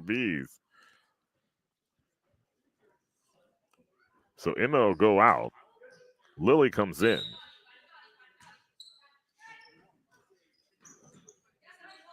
Tried to feed the ball into Kennedy.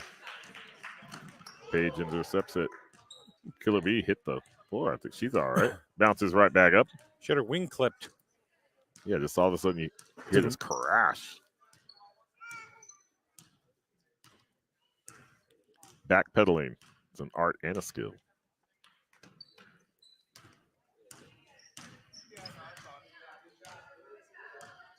Gaines tries to work to the inside. KILLA close off the lane. Goes to her left. Paige opens up to the right. She drove the lane. Everyone's going to follow her. She could kick it out if they have another 3-point threat on this team. They do.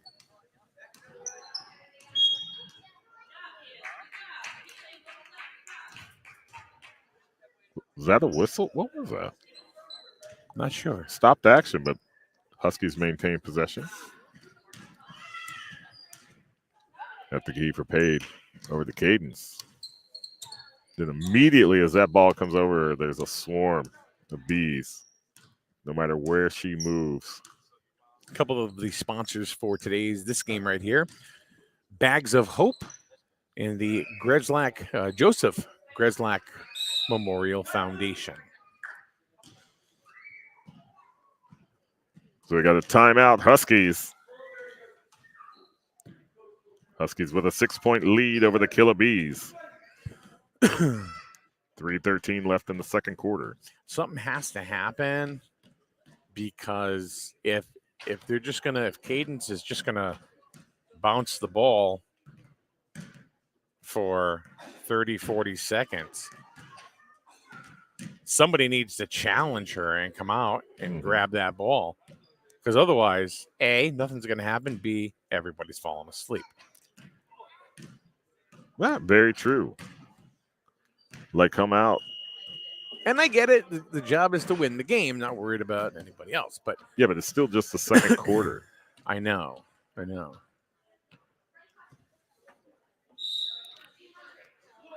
So you should be penetrating and scoring. Setting up plays right now. You have Jasmine down in the middle who is more than capable. Oh, absolutely. Of taking that ball and scoring. Actually has more points than Cadence so far. Yeah. There's a steal out of KILLA. Oh, but it goes out of bounds. So the Huskies do inbound. So here we go again. Someone's going to come out and challenge her. If they're going to sit in their zone, their 2-3 zone, then she's just going to bounce the ball. Well, the one thing is I wanted to look at the rules for the girls 10 plus if they were able to come outside that line, because I know that the referees have. Oh, fantastic job by Lilia right there. Get the ball back for the KILLA. There's a shot. Oh, off the side of the rim. I thought that was going to go. Had the line. Cadence driving to the baseline. Boxing out. She goes down. They get the ball to Jasmine, and she gets another basket. I think you got to use Cadence as kind of like a decoy and then get it into Jasmine. She's going to bank them home all day. Right, Jasmine with 9 on the day. Sam working to the inside. Goes to take the shot. There were like 2 Huskies. Yeah. Who do you give the foul to? Because they both put hands up in their face.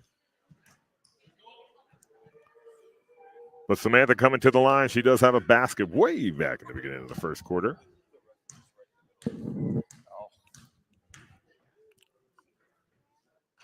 But you got to hit those. They're down by 8. And they're free. And they are free.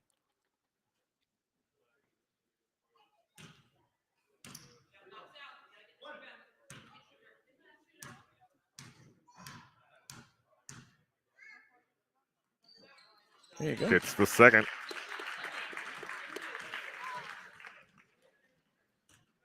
Cuts the Huskies' lead in half. Under 2 minutes left to play in the first half.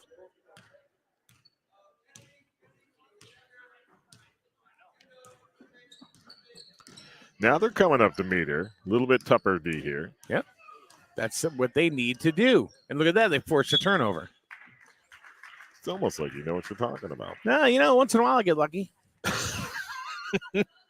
I have a list of possible scenarios, and I just looked down. Yeah. There's one. Well, it's like I was just saying to you. I mean, you can't have one kid, just dribbling the ball all day. Right. You do that in the fourth quarter when there's under 2 minutes to go. Right, and you're nursing a lead. Right? There's the shot. Off the side of the rim. Kennedy trying to put points on the board.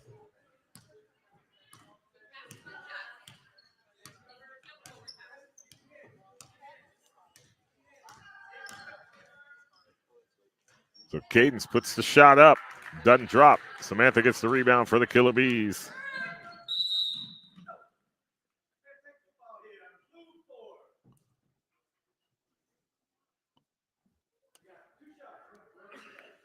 They called a foul on Cadence. I'm not sure what it is.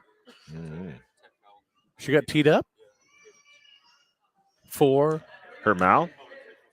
Because she just did the lip lock sign to her coach, who I think is also her mom. Yeah. All right, so she got teed up for, I think, saying something, because she did do. Oh.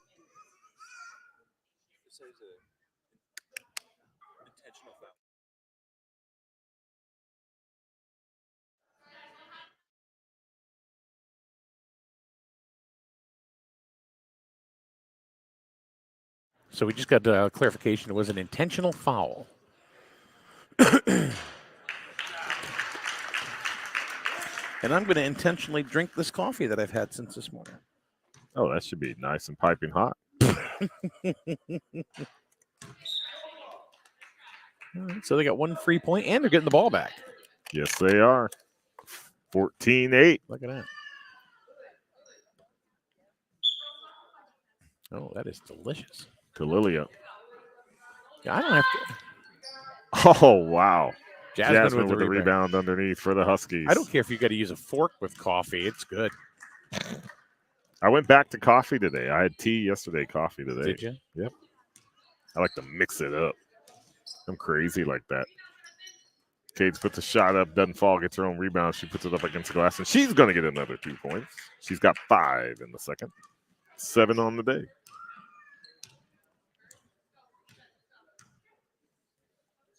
Lily going down low. That was Kennedy over But to it's Sam. the same thing with the KILLA Bees. I mean, they're feeding it to Sam.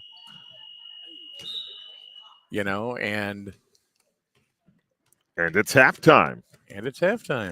So after 2 quarters of play, it's Huskies 16, KILLA Bees 8. Yeah, right. And we'll be back for the second half of action right after this on SNSN.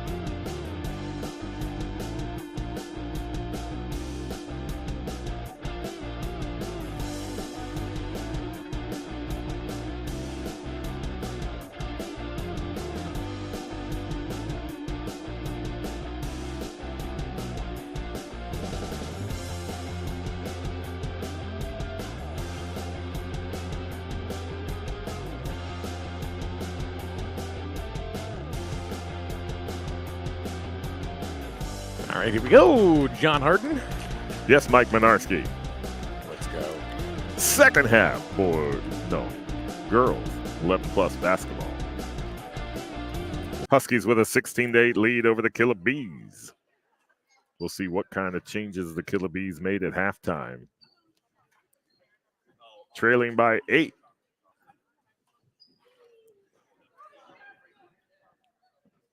.20 of basketball left. Then it's going to be game 6 Of the day. of the day. 14 of the weekend. 14 of the weekend. We've seen 2 kids hit double figures this weekend. Yes, we have. Yesterday, a boy named Owen with 10, and who hit 11? Somebody hit 11 today. Oh, I'd have to go back and look at my list. But yeah, and we saw, and it actually was in Matt's game, the 7-8 game, had a 3.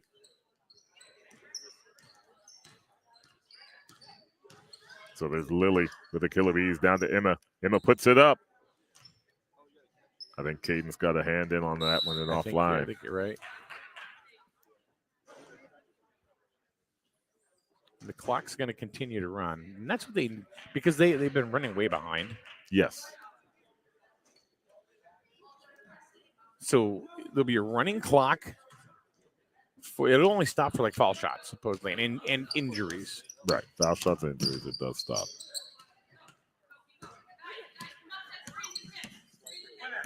So here come the Huskies. Shot goes up. They're going to call the foul against Samantha. That'll bring Cadence to the line. She has 7 on the day. 7 and a T.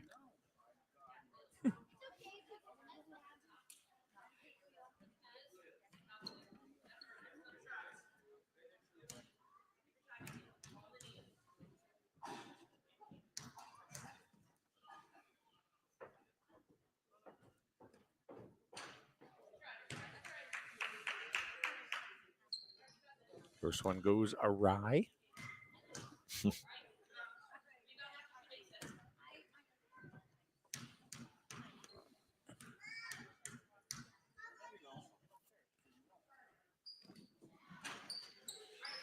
Second shot goes off the back of the rim. KILLA Bees with a rebound. Samantha with a shot. Not going to get there. Goes out of bounds. That'll be a turnover. I think Sam was looking for a foul. So the multi-field or the multi-purpose athletic field. The multi-field purpose. Yeah.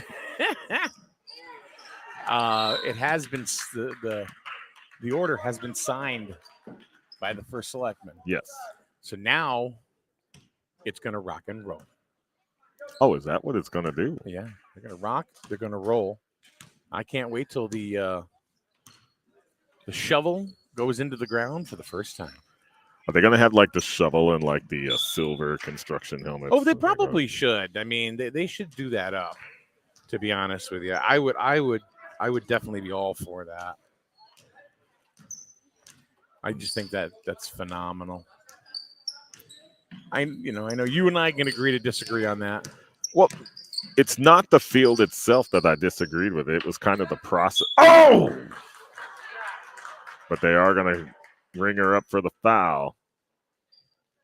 I thought that was pretty clean. It looked pretty clean. But Lily gets called for the foul, which brings Taylor to the line for the Huskies. So you said the process. It was more of the process and kind of the due diligence done by the town and not the the townspeople, not asking more questions and different types of questions during that entire process. I think there was some information that was not brought up or investigated before the vote went to the town. But it's not the field itself. I disagree. So you've said that before, and I still don't understand what questions that did you feel that weren't brought up?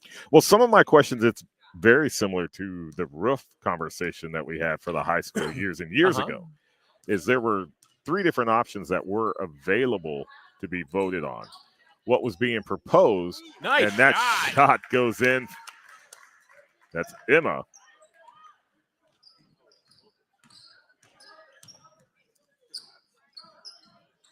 and then some of the existing lifespan of the school and what was available. There was a 10, a 20, and a 30-year roof that was available for the high school. Yep. The 10 really kind of out of the equation, Right. and these are warranted time spans that could also deal with maintenance levels, that type of thing. Sure. What was being pushed was the 30-year roof. There's another shot by the Killer Bees off the rim. Jasmine with the rebound for the Huskies. She was feeling it, looking for another bucket. But then they were talking about when they were going to need to build a new high school, which was going to be in between the 10 and the 30-year roofs. Well, there was a 20-year roof that was part of the proposal, but was not being brought up in the open discussion. It was in the materials that were handed out when you went to town hall. I did bring this up and was not met with a lot of agreement by some of the committee members on the town, and actually was interviewed by the paper. There's Cadence that puts the shot up. It misses. Huskies maintain possession till that goes out of bounds, and it's going to come back the other way. And even what I said when I was interviewed by the town is really the increase in taxes was not the problem that I had, because really it's just the cost of a large pizza every weekend is really what the cost is going to be. But it was the fact that there was another opportunity of a 20-year roof that would meet the lifespan of the school. Sam with the shot just goes long. And it also was obviously cheaper than a 30-year roof would be. And part of that problem was the maintenance with the existing roof, which was brought into the discussion at the town hall, is that budget would continue to get cut, and the lifespan on the existing roof was cut shorter than it should have been. There's a block by the Killer Bees, and they maintain possession. They're going to move it back to their side of the court, which would exactly happen once again with the 30-year roof, based on some of the conversations that we're having. And some of that is the same type of discussion that I would have with the multipurpose field, because there is still maintenance that needs to be conducted with artificial turf that you don't have with natural grass. And well, they have they're getting the equipment for that. I mean, to fluff it up. Fluff it. Yeah, they got to fluff it. You got to fluff it. Fluff your grass. Yeah. They can drag it. They got the machine for that. And so that's all coming along with it. That's part of it. But then it's also deals with use and hours of use. Jasmine puts the rebound back up for another 2 points. So she's quietly getting it done for the Huskies. 18-10, 4:39 left to play in the third quarter.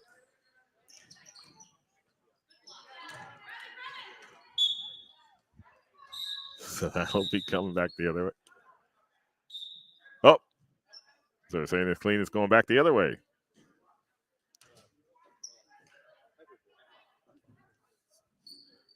So the rest conferred. Killer Bee ball.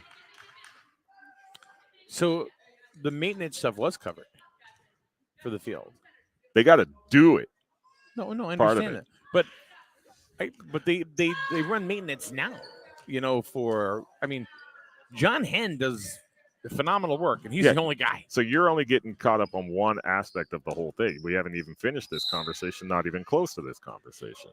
Okay. I was talking about how the maintenance was not done on the roof. Oh, okay. And that's why the lifespan of the roof was shorter than it should have been. And then the options that were being presented to the town, if people didn't look into the materials that were provided by the town. The material was provided, but the discussion was not talked about in the town hall meetings. And then when it was brought up, the committee members, one specifically that's no longer on that committee, got pretty hostile.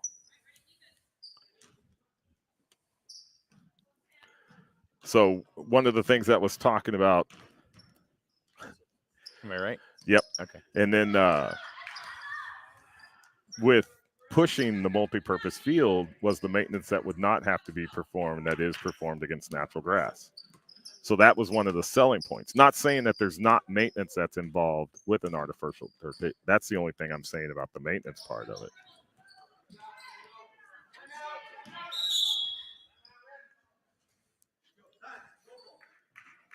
Timeout. Killer Bees. Killer.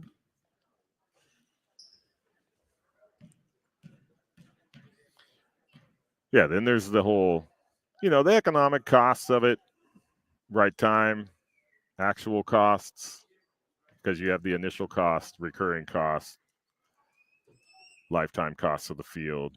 When's it going to be replaced? Had the return on our investment and been able to recoup those costs before we do have to do a replacement or something new there. Some of those discussions were lacking, in my opinion. It's not the field itself. It's the discussions that happened before the vote was taken. That was my problem with it, not the field.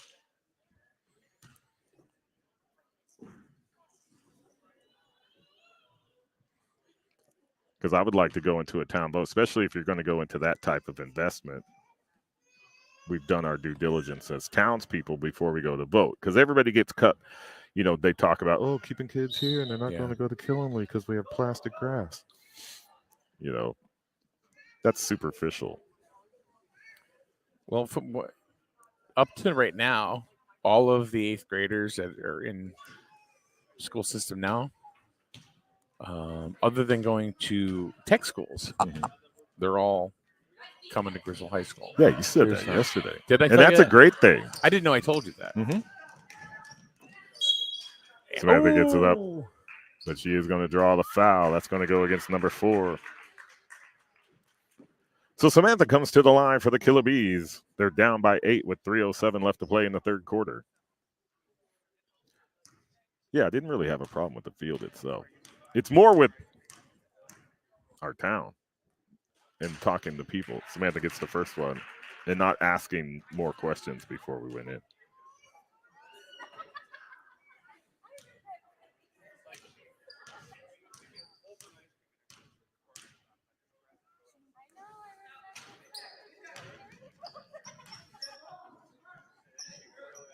All right, here we go. 3 minutes to go in the third. 18-11 is your score. Huskies. That's Emily. She puts it up. Oh, she's got a basket. Good for her. See, now they're moving the ball around. They're moving the ball around. They're giving other people other looks, which is really, really good. So they obviously have other kids that can score. But we like to see them move the ball around. I mean, this is all about development. This isn't a highlight reel for one or two particular players on any of these teams that we've watched. Right. And I think some of the teams that you've seen be successful this weekend are the teams that move the ball around. Yep. Open up opportunities for open shots for other players. It helps them develop as players, helps the team, and then it keeps the defense kind of at bay because they can't just center in against one particular player. They've got to basically play across all 5 that are on the court. It's just better basketball. All the way around. All the way around. I mean, for development and competition. Cade with the shot off the rim. Emily with the rebound, kicks it up to Paige. She's going to take a shot. Oh. Goes off the back. Samantha with the rebound for the KILLA Bees. Down by 9. She almost split the difference there. I thought she was going to go right on through. She gets locked up with Jasmine.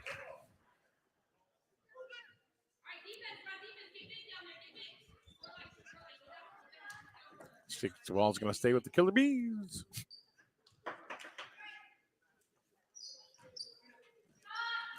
That shot goes up. Oh, in and out. For Emma, Sam gets the rebound. Crashing the boards. Oh, that doesn't drop, but she does draw the foul. She's going back to the line.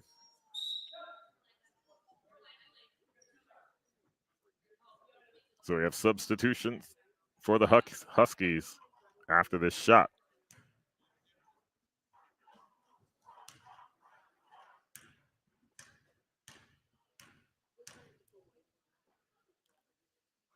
Nice shot. Subs coming in for the Huskies.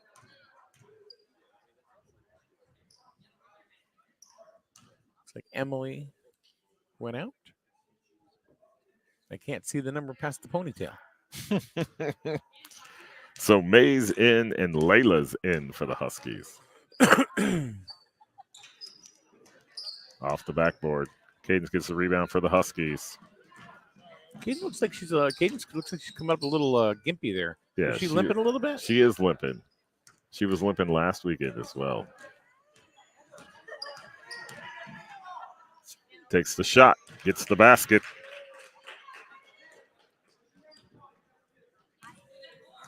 (22-12) Huskies.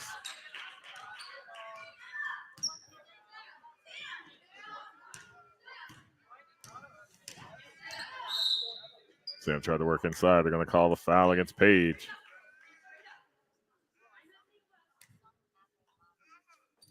You hear the baby in the background. Do what? You hear the baby in the background. Oh, no.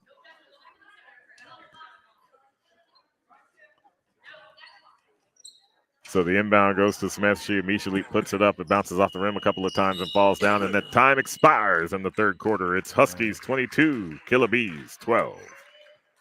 One more game after this. It's 2:30 now. What is that? It's bittersweet. It's Only one bittersweet. And you won't be here next week? I am not. I am out of town next week. Whatever, John. Whatever. But it's going to be girls 10 plus next game. Hornets and Wolverines. I wonder where they got that name from. I'm not quite sure. I don't know. What could it be? So just to give you an idea how behind they are, they're probably at least a good half hour behind. So A whole half hour. Well, yeah, like the girls 10 plus Hornets and Wolverines game due to start at 2:30. Well, it is 2:29. Well, they better hurry up. Yeah, and we still have a 10-minute quarter. Mm-hmm. And this quarter with a stopped clock. With a stopped clock, yeah. So it could be like 30 minutes. Yeah. That's like a football 2 minutes. It's like the last 2 minutes of a football game could last half an hour. Mm-hmm.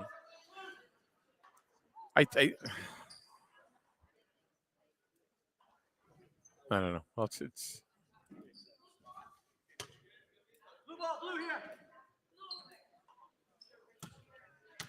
So the Huskies will have possession to start the fourth quarter. Like you said, Mike, only 10 minutes of basketball left. In this game. Huskies with a 10-point lead over the KILLA Bees. Cadence feeds it into Layla. Tried to feed it up top. Sam with the steal. Lays it up against the glass, and she'll get another basket. I thought she was going to dunk. That would be so awesome. That'd be cool. So the KILLA Bees at 14.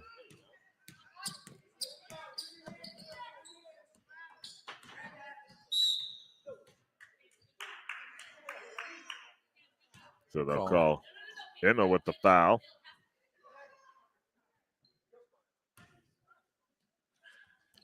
Feeding up top to Page. Stands right over, back over to Cadence. Lily tried to get the steal. Jasmine with the rebound. Up over the top to Cadence. Threw it right in traffic. But Lily gets a hand in there and knocks it out of bounds, but it will remain blue ball.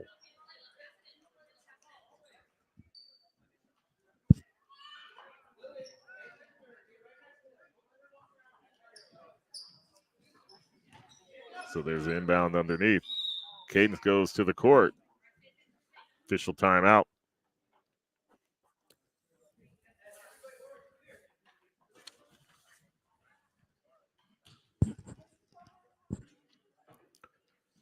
She has been limping a little bit, so and she goes down. We have official timeout. Injured player. Both teams go to their benches. 8:41 left to play in this ball game. But we just noted it. Matter of fact, a couple of minutes ago, that I just picked it up myself. That she'd been a little hobbled. But she's able to walk off under her own power. Always a good sign. We're going to get play resumed.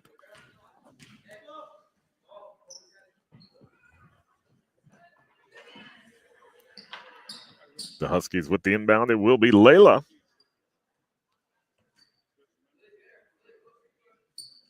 And she's right back on the court. Tried to feed it to her under the basket.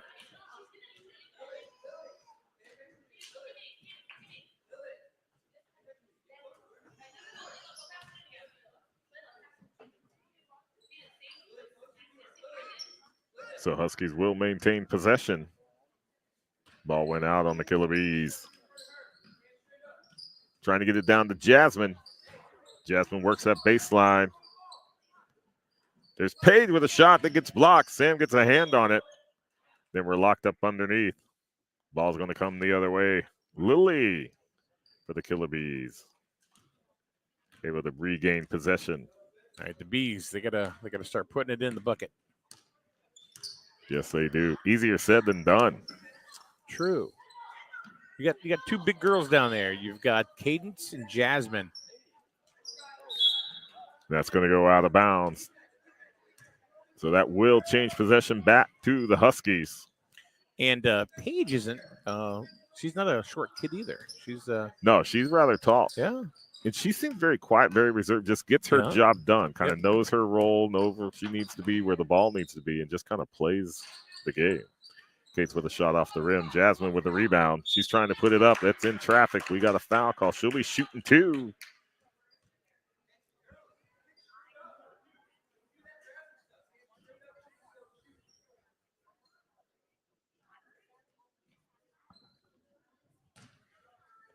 That's a souvenir. Surprise. No way. Not in Griswold basketball. Did you see me He busting? thinks that was. It was fun busting Jeff's chops. He At knew it too. He halftime. got the big grin when he looked over. So you better not do that because he was bricking three-point shots. Finally, he made one to go, oh, okay, all right. Yeah, while the younger Souvenirs who were at, we had like a Souvenir show once again. It was nailing them. Yeah, they were just sink. Even Kobe out there taking shots. Yeah. And now we get their sister in this game. So Sam gets that rebound for the Killer Bees. Trailing by 9 here in the fourth. Triple coverage. Able to get it to Emma. She takes the shot off the rim. Huskies with the rebound. Totally got boxed out by Cadence there. I'm telling you, they really got a crash. And I say that more as a general rule in basketball is like everyone just kind of stands and watch the shot. Go in there. Crash the board, box out, get the rebound. Just fundamentals. If it drops, you can just head to the other side. If it doesn't, you're in a better position to get the rebound. So Paige working against Sam.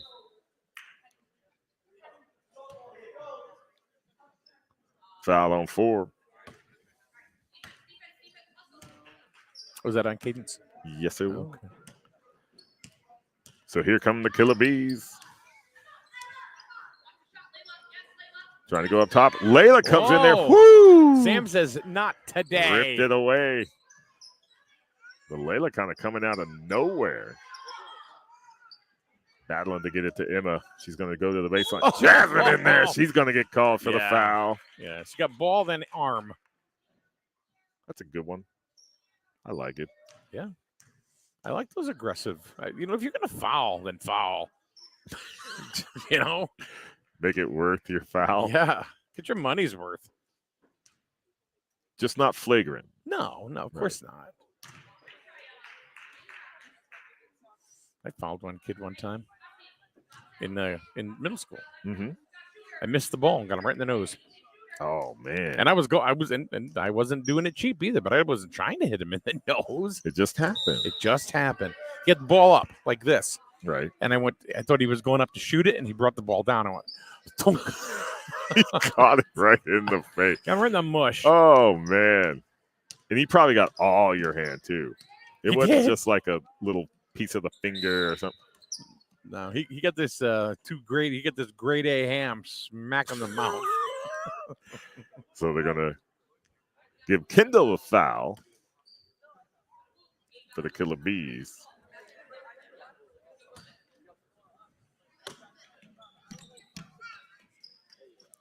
Trying to look for somebody to come over. There's Jasmine that comes over. She's battling against Emmy. That ball goes up. Look at Jasmine that. rips it away.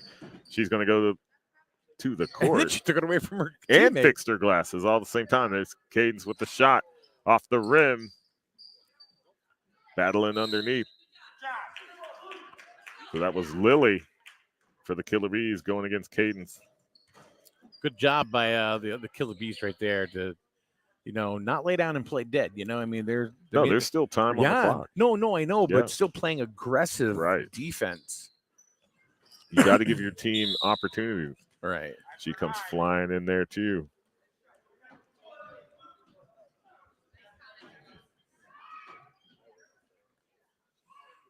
I mean, it's not blood sport, but I mean, Yeah, but what is blood sport? full contact putt. Yeah. So we got another lockup underneath. Speaking of which, what do you think of this new slap league? Oh my gosh, I've seen a couple of those videos. Is that about the stupidest thing ever? Yeah. As my mom would call them, they're ignoramuses. Oh my God. There's a shot. Oh, it looked good, Sam, with the rebound. Sam She puts puts it it up in. the She gets the basket. This slap league, I mean, someone's going to get killed, first of all. Right. Well, you can tell some of them that get Jeez. knocked clean out. Like they just go stiff and fall over from a slap. That can't be healthy. To the head. Right. And especially with all of this attention on head injury. Mm-hmm. Right. The CTE, concussion thing and the whole know, thing. And then we're going to create a league where we just smack the side of the head. Like with everything we got. And there's a male and female league. Who thought this was a good idea? I don't know. They're probably making some bank, though. Yeah, well, you know what? People like train wrecks. You know what I mean? That's just kind of human nature, unfortunately. Unless you're in Pennsylvania. Ooh. Good point. Or Ohio. Right. But no, seriously. Who thought this was a good idea? I don't know. I don't like it. I think it's don't either. weird. Like I have seen a couple of those videos and I'm like, this is like the dumbest thing I've ever seen. I know. And it's So a the ball's new loose. Huskies running around. That's Paige trying to feed it to Cadence. It's We got a a new timeout, Huskies. combat sport. Sure. I mean, you have these big, beefy dudes. Big No, beefy. I'm serious. You're making it sound as attractive. No, I'm talking about, some guy from Hungary, and, Right. And just, And he's hungry for a slapping. God, I'm from Belfast, and And I'm he going to just- light you up. oh my God, how hard do you think this cat's going to hit? They can And- probably measure that. Right, but not only that, if he hits the guy right, what do you think happens? They go down. Yeah, Mhm. that could finish him. Right. Well, they have people standing by. They're the body catchers. Like their whole job is when you get the tar slapped out of you and you start to tip over, they catch you to There's, protect you from hurting yourself Yeah, when you hit the right. ground. there is there are combat sports, and you can get hurt in anything. Mhm. Boxing, you can get hurt in basketball, you can get hurt in baseball, get beamed, or whatever. Right. There's many ways, like the dumb ways to die, that kind of stuff. Mhm. It can happen, and it's unfortunate. But this right here is asking for it. Right. Like I'm just going to stand there knowing that a slap's coming. Yeah. And then they hold on to that point and they just rear back and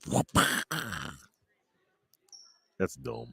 Have you seen there's been a lot of focus on arm wrestling lately. Mm-hmm. Have you seen the one guy who like taunts his opponents? No, I haven't seen Oh, that. he's hilarious.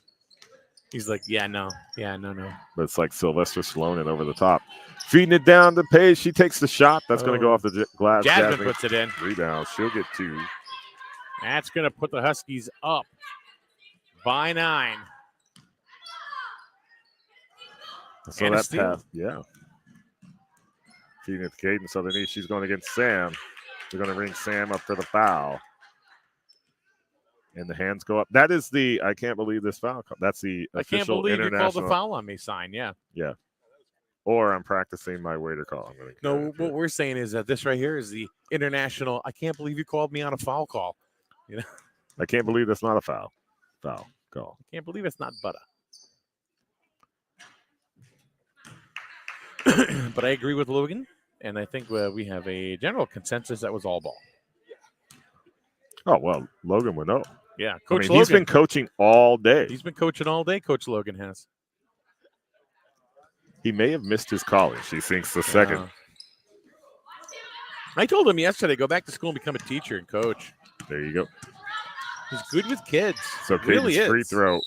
Now that was a foul. There you go. That's a foul. That's like what you see back in the day, kind of foul. You know, if you have a ref that comes out and he's got big, thick glasses on, beware. If you have a ref that comes out, he's got big, thick glasses, beware. Beware. He's not going to be accurate. Well, no, that's why he has the glasses. To be more accurate. If he didn't have his glasses, if you knew there was a referee that had big, thick glasses that was not wearing his big, thick glasses, that's when you worry. Yes. All right, Sam sinks the first for the Killer Bees. Oh, no. It's KILLA. That's right. KILLA Bees. KILLA Bees. Not to be confused with the Killer Bees, which were rampant in Southern California and Arizona. She sinks both. And they were a great tag team wrestling combination. So piece of jazz. Jumping Jim Brunzell and B. Brian Blair. Bzz, bzz, bzz. So that's going to come back the other way. We got a charge against the Huskies. Killer Bee ball. All right, so now they've cut the lead to 8. Mm-hmm. Let's see if they can cut it some more.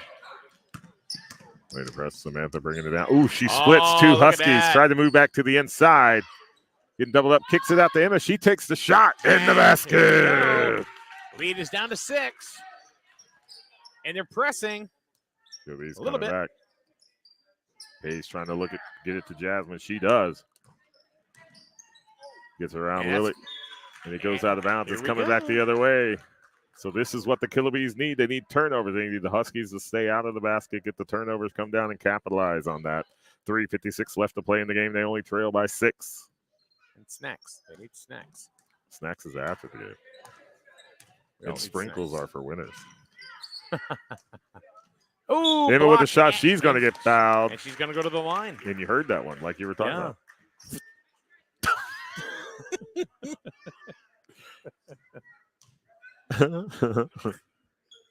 Get in the pod. Get in the pod.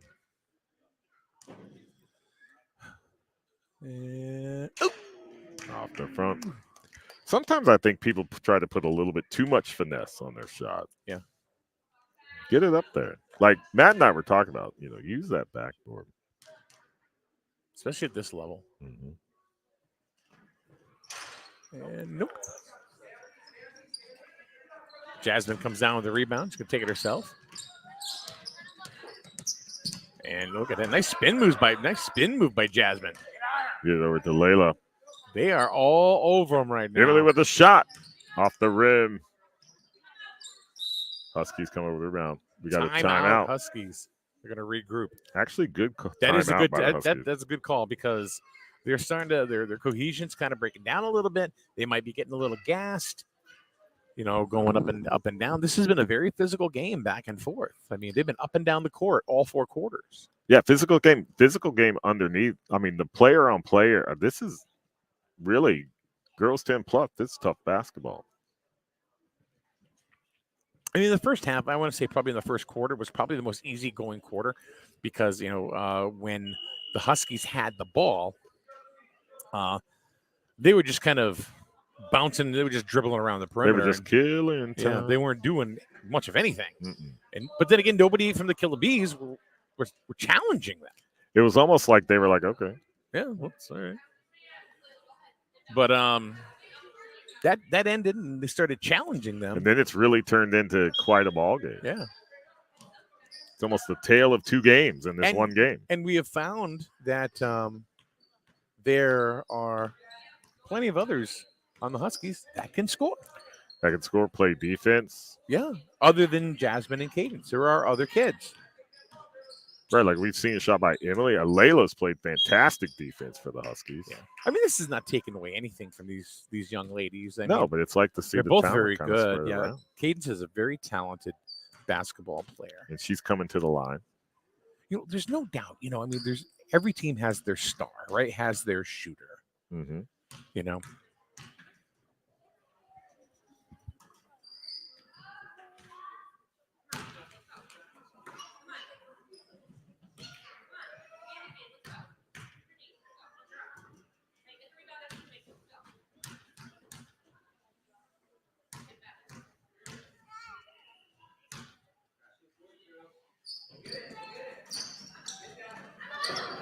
So both those shots go down. Killer Bees with the ball. The lead is 6. That's the break that Kick the it Killer out. Bees needed. Emma with the shot. Nope. It's going to fall short. And right there were 3 Killer Bees in the vicinity. Neither one of them crashed in to get that rebound. And here come the Huskies. That right there was a good play by Cadence because she had to throw that ball or she was going to get called for a backcourt. Heads up play. Yeah, I mean, obviously the kid is a basketball player. She is good. And Jasmine carries that one out of bounds. Turnover Orange. So the Killer Bees are getting opportunities.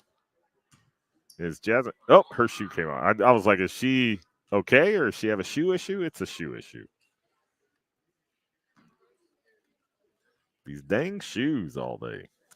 Everybody's got cool shoes. Well, Evans flew out of his down here earlier in the day. Then we had 3 or 4 shoelace timeouts. I never had cool shoes like these. I don't think they really made cool shoes. No. You just had shoes. I had Kmart specials back then. I used to always have to wear Nikes because I have a narrow foot. And all the other shoes, my foot would swim in them. Sam going against the board. That's going to go up on the glass. Huskies coming up with the rebound. So, you're right. And Paige came down with the rebound and just does her business. Kicks Very it off quiet. to Jasmine. Jasmine going against Emma. Going back. It's out of bounds. I think Emma thought she was going to get called for a foul. The way she turned around with the look on her face. All right, so now it's 2-11. The Bees gotta convert here. Got to score. They gotta start pollinating. I don't know if that's the right analogy. Well, but they do need to score. There's Sam off the board, and there's 2. That's down to 4. No, pollinate. Oh, come on. If they pollinate, what happens? They create food. All right, try it. Yeah, work. Keep going. You can't. You can't do anything. You'll have no crops if you got no bees. You have to have bees are good. Right. We need bees. Right now, the killer bees are swarming. That's what they do need to do. So going down to Emily. She's at the top of the key trying to get it down to Layla. Layla's there. Going to take a shot, though. She's going to kick it outside to Paige. Paige back to Emily. Ooh, did you see that bump? From Sam to Cadence. Trying to work herself back in. That's going to go out of bounds. And Orange ball. Turnover. 134. Only 4 points separate the 2 teams. The Killer Bees are getting opportunities. Here come the Bees. There's Emma. Oh. That's going to fall short. Battle underneath. They got the ball back. There we go. Once again, Lily playing the tough D for the Killer Bees. There's a steal by Cadence. Foul on the floor. It looks like Cadence came up limp again. She's really hurting. Yeah, she is hurting. But she's fighting through it. Mm-hmm. But at certain points, you got to know that, I might be injuring myself. But let me ask you a question. Yeah. 1:12 to go. Inbound to Paige. She takes a shot. It doesn't drop. Gets her own rebound, puts it back up. That doesn't fall. Gets her own rebound, puts it up. That goes under the backboard. Huskies still with the ball. We got to travel. So let me ask you a question. You got 1 minute to go. Mm-hmm. The Bees down by 4. You take Cadence out because of an injury. Mm-hmm. Do the Killer Bees come back and win? Well, I would never say that one player is going to determine the fate of your game. Yeah. So I'm not saying that either. I reject your question on its premise. Sam puts it up for the Killer Bees. She's going to get a basket. A 2-point She's game. had a fantastic fourth quarter. But no, from a game standpoint, I think you put that separate from your player's health.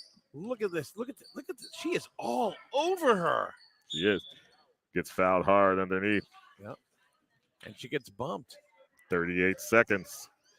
2-point game. Need a steal and a break. Paige left all alone. Puts it up. Oh. That's going to fall. That's probably going to seal it. That hurts right there. But, oh, my goodness, the Killer Bees coming back. Feed down to Emma in the corner, trying to get it over the top to the Sam. She's working fighting against Cadence and Paige. Blocked. Emma gets the shot up. No foul. All ball. Jasmine with the rebound. 20 seconds left. There's going to be no stoppage. No more shooting. Oh, There's a whoa, steal. Whoa. Sam comes up with it. They roll. Emma up against the board. It had to roll around to make it interesting. You got 5 seconds. Do you steal it? 26-28. Oh. That's the game, and that's going to be your final. Huskies 28, Killer Bees 26. They almost pulled it off. They almost pulled it off. I tell you what, that was a very That was good exciting. fourth quarter right Yeah, there. that was very exciting. Very exciting.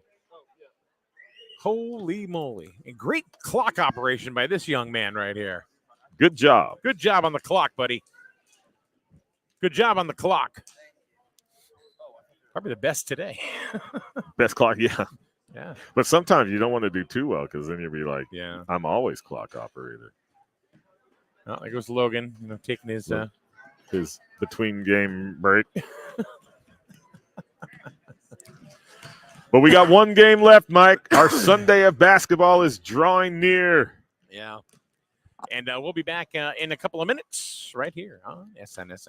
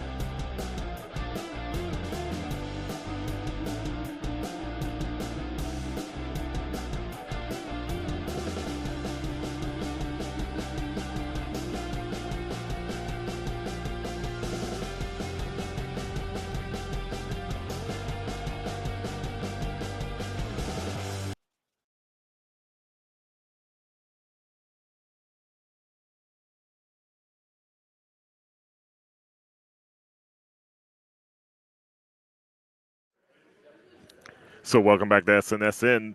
You are watching Game 6 of 6 today. This is part 2 of, Game 2, part 2 stream. And here come the rosters. Hornets versus the Wolverines. The rosters are in hand. Thank you, Ryan. It was Ryan Aubin, Esquire. Oh, he went to law school. Yep, apparently.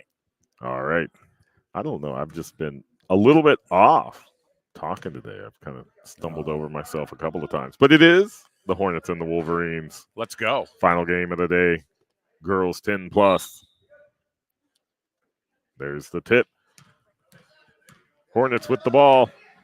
Moving down line. Getting trapped up on that baseline. Stepped out of bounds. There's going to be a turnover. Green.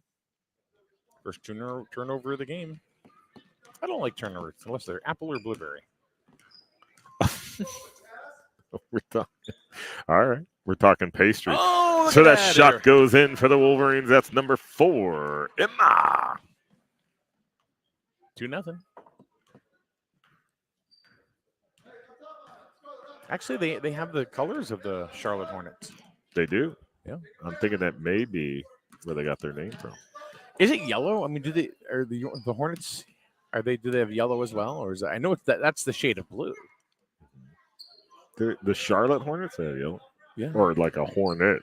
No. Well, the Hornets are nasty. What do? They do nothing but tick people off. Yeah, what is their purpose in society? I We have got no jump ball, idea. possession green. It's like a coyote. What is their purpose? Allow people to shoot things in their yard. Yeah. I mean, even like possums. They eat ticks. Yeah, possums are good. So they Oh, there's a 3. Let's go. Let's go. So that's Kiage.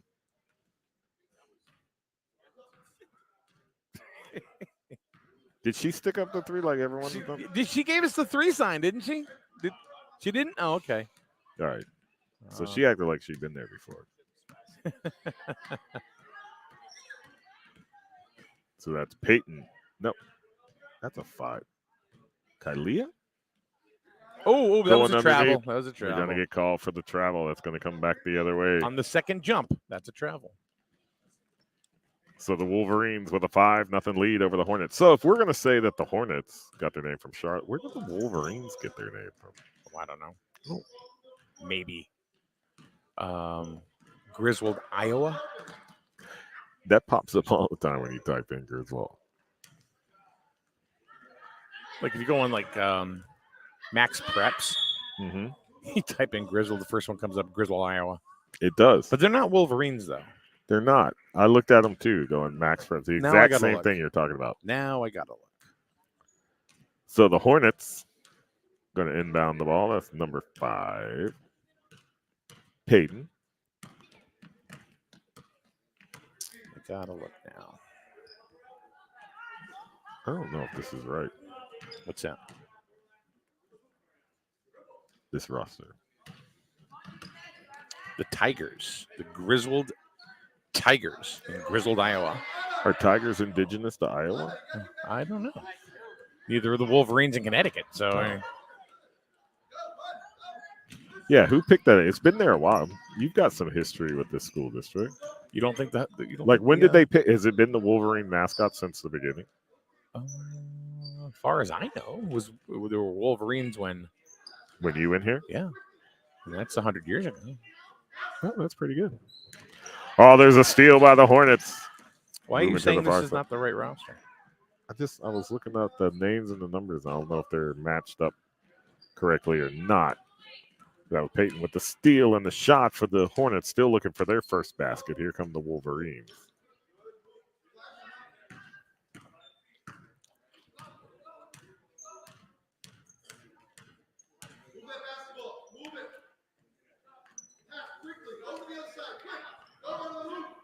We're around, able to get it down low, kick it back to the outside. There's a shot.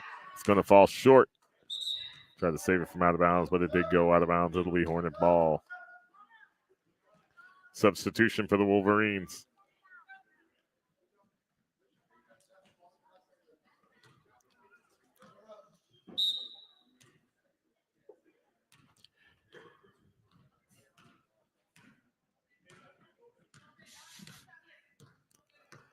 So the Hornets bring it across half court. Able to get that down low, but they're going to lose control. It's going to go back to the Wolverines. Camilla with the shot. Nice shot. And the basket. She stopped. The defender went right by her. She planted off the backboard and in. Everything you want to see. That's it. 7-0.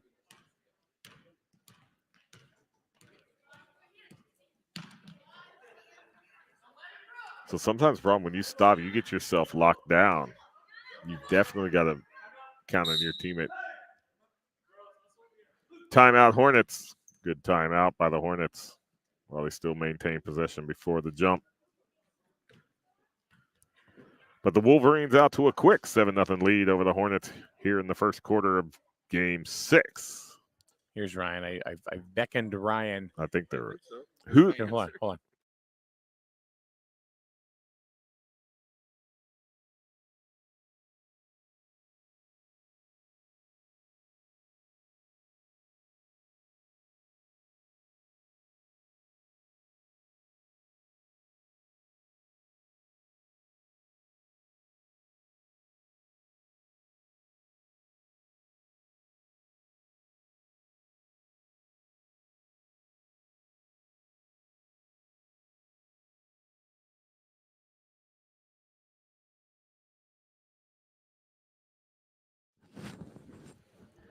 All right. So that got that cleared up. We did. Actually, it's a pretty cool thing. Heart-touching story. But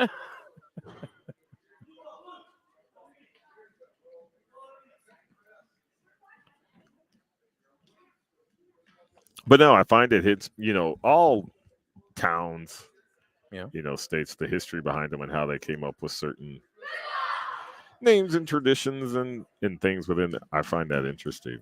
It's like there has to be a story within Wolverines. At some point, they picked that mascot. There had to be there was a committee and a meeting and a vote. Yeah, I'm not sure. Let's see if there's Logan's dream come true. He got to touch the ball during the game. Logan's in the game. He can go home happy now.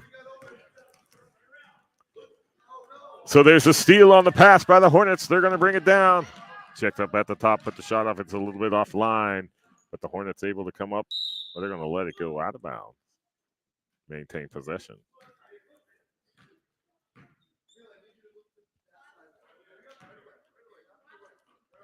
So Peyton, who had the steal in the break, is going to inbound it. Wow, quick pass in to Michaela. She takes a shot. It doesn't go in.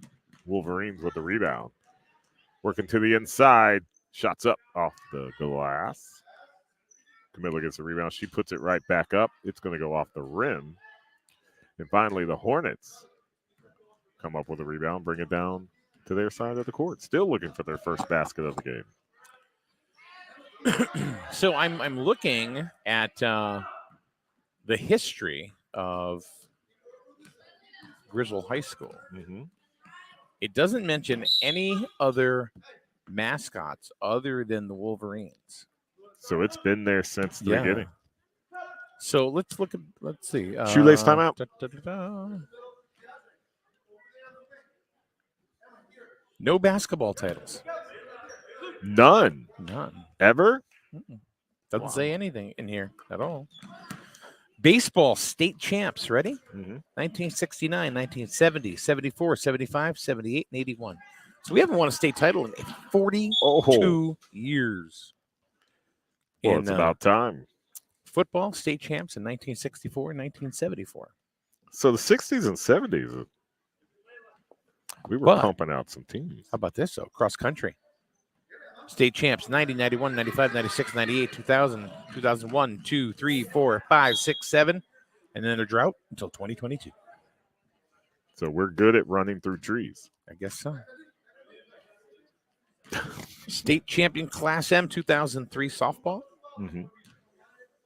Indoor track and field boys state champions 1951, 2003, 2006. All right, so indoor track and field. I have never heard of such a thing till I moved up here. There's a shot. Yeah, because it's cold. Thanks, Hogan. It's cold. There you go. You're talking to a track guy. Yeah. So Wrestling state champions 2006, 2007, 2011. Mm-hmm.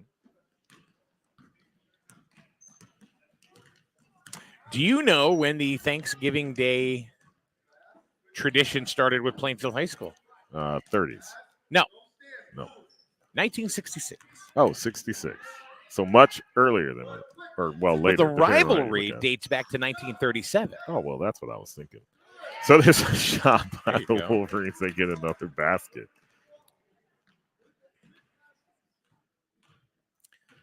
Let's see. There's no other talk of any other mascot. So steal by the Wolverines. That's Camilla. She's going to put it up against the glass. No foul call.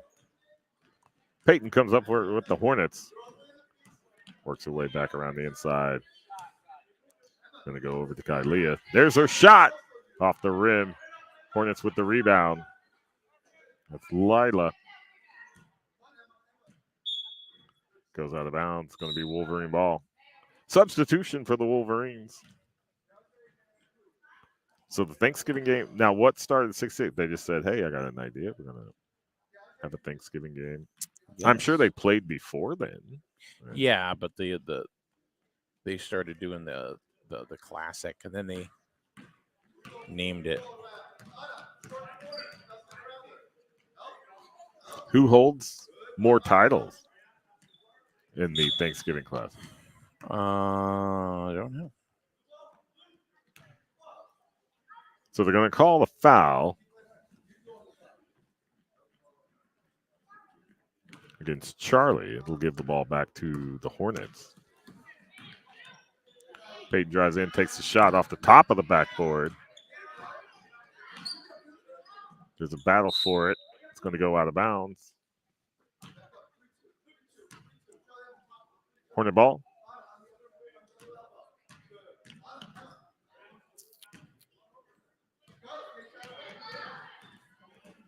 So there's a steal.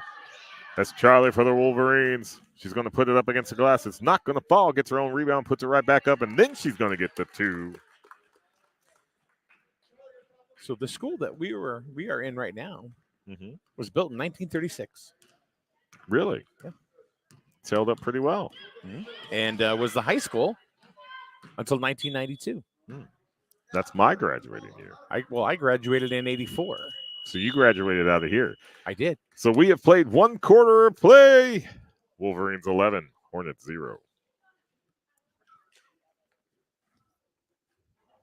They used to be part of the QVC. And now, of course, they're in ECC. QVC doesn't exist anymore. But. So did it turn into the ECC, or is it completely different? I think it's a combination of two, to be honest with you. But I'm probably wrong. No, really. I mean, I think two actually combined because there's so many schools. And I don't know if there's any history.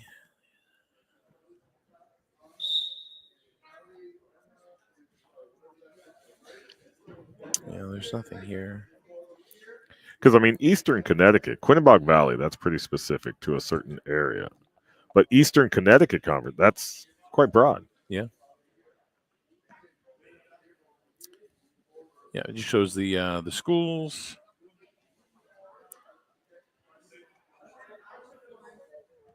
But there's no history as far as. Oh, let's see what. Hold on. Let's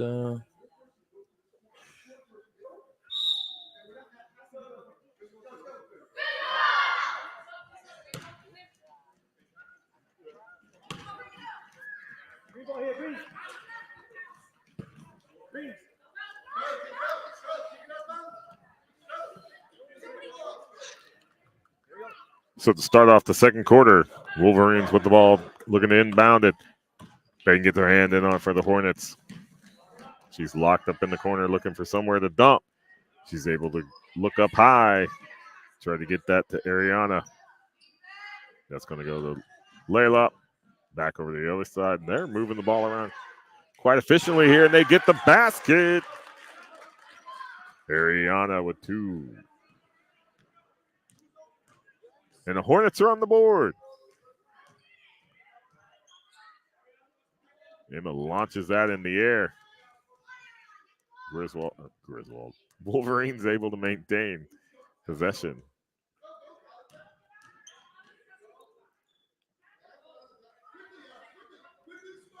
Oh, there was a steal attempt by the Hornets. That shot goes up. It's going to fall short. Out of bounds. We're going to change directions.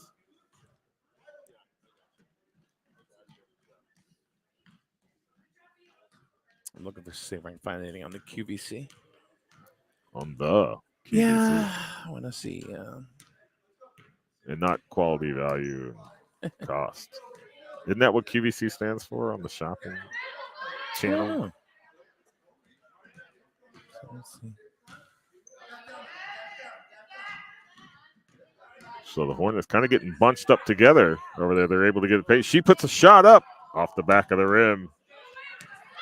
Wolverines with the rebound. That's Charlie. Up against glass, doesn't fall. Battling for. Well, before it goes out of bounds, but it does go out of bounds. Now it's almost Charlotte. You said Charlotte, now I almost said Charlotte. Hornet ball.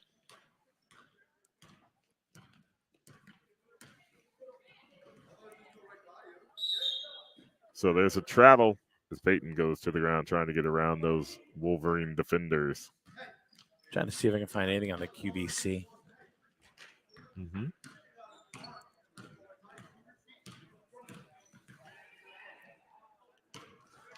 They'll try to get it over.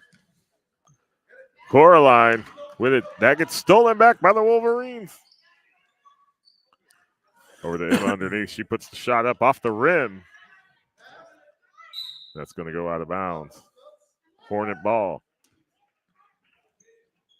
I think I might have found something here. Because I think I said that it was a merger between two. Mm-hmm. What was the second? That's what I'm looking for here. I can't get this to.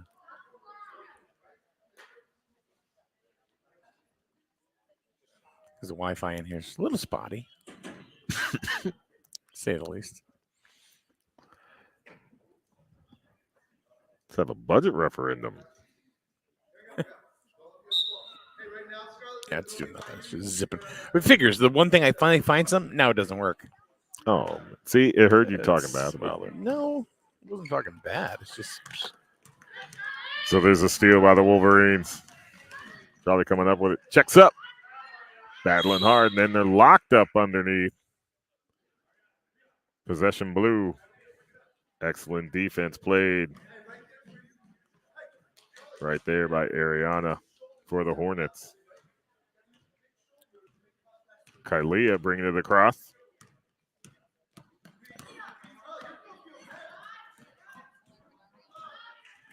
Going down to the baseline. There's another steal. Zaparito's all alone. Puts it up. Doesn't fall. Gets her own rebound. Puts it up again and draws the foul.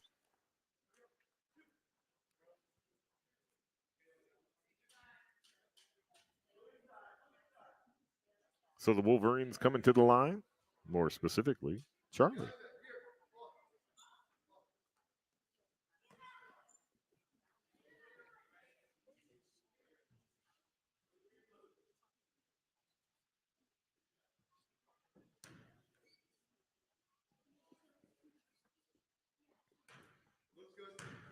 Again, nothing. Hmm. See, the ECC has been around since 1934. Ooh. And started as a 6-school alliance. So I think basically they just swallowed up the QVC. They just said they took it. Yeah. Big fish ate the little fish.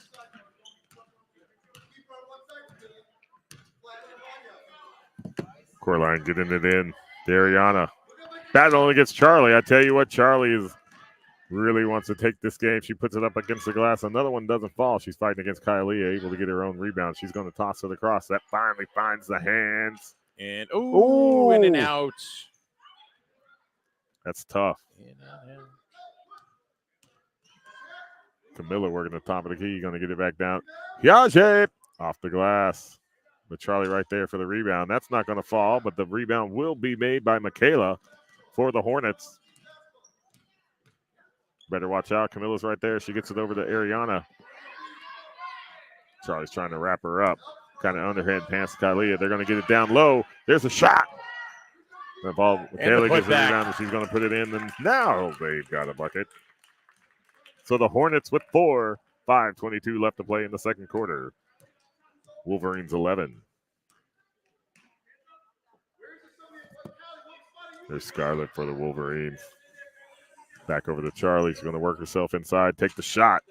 Just off center. They do get the rebound. There's Camilla take her shot. Not quite enough on it. Hornets going to let it run out of bounds for the turnover. And Mike, have you noticed one of the Hornets is wearing a blue jersey?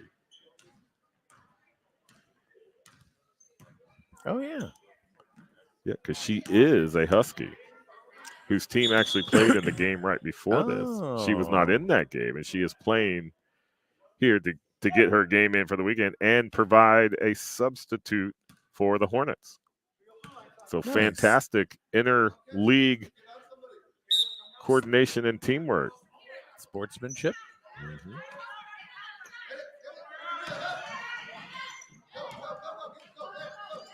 So here come the Wolverines.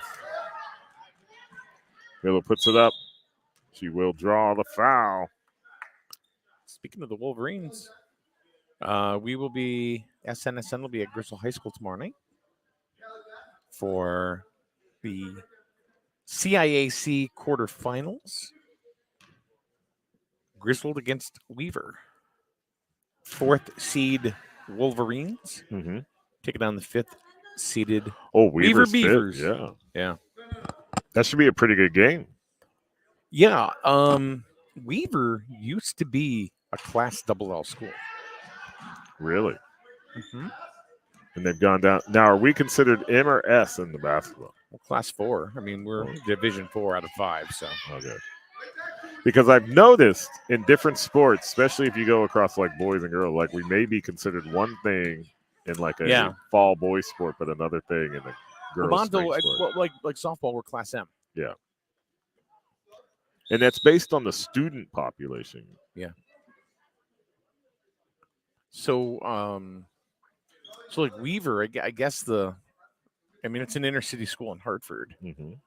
So I don't know. I mean, the attendance, has dropped, due to because you have all of those magnet schools out there, Innovation, and just a ton of them. There's like 5 of them that kids can go to. Public Service Academy. Lots of different opportunities. So they're locked up underneath.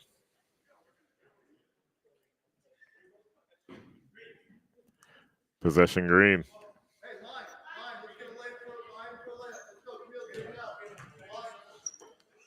Yeah, so it's the attrition is at least attributable something. Oh, fed right underneath. Michaela gets a hand in there. Peyton gets it. It's stolen right back from her by the Wolverines. Kiage puts it up. Able to kick it to Camilla. She takes a shot in the basket.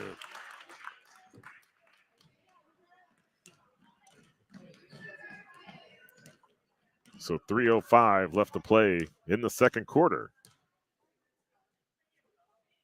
Hornets down by 9. Peyton to Michaela. Back up to Peyton. Emma's right there on the defense. Camilla with the steal.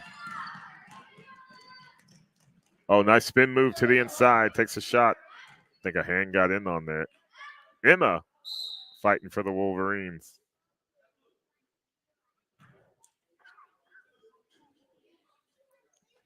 Possession blue.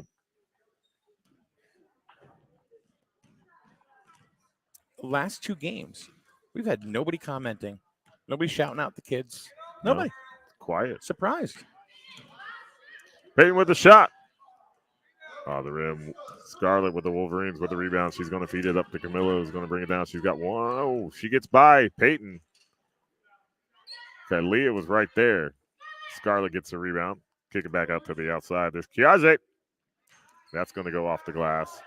Hornets with the rebound. That's Layla.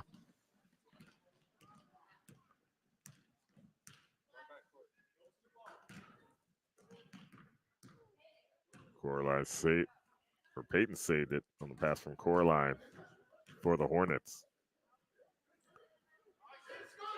Ball's bouncing around. Oh, they get the shot off, but there's a travel. It's going to come back green side.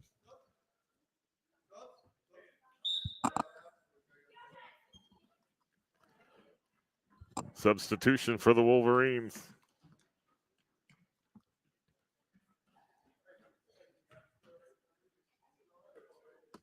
So you got Callie in for Scarlett, Charlie in for Kiaze. There's Camilla trying to feed it inside to Charlie. She can't hold on to it. It goes out of bounds. Turnover.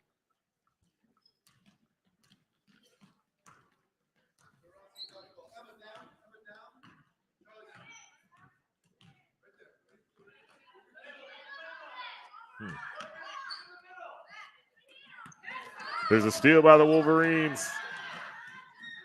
Anna Sophia.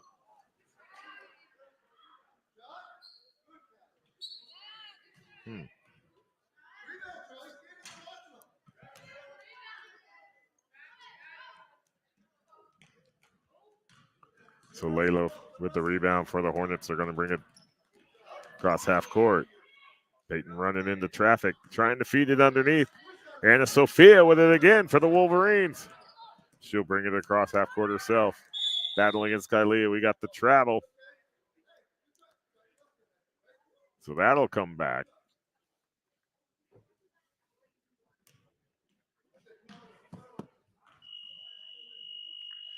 Wow, and just like that, the end of the second quarter, Wolverines 13, Hornets 4. We played a whole half of basketball, Mike. Wow. And we'll be back for the second half in a minute right here on SNSN.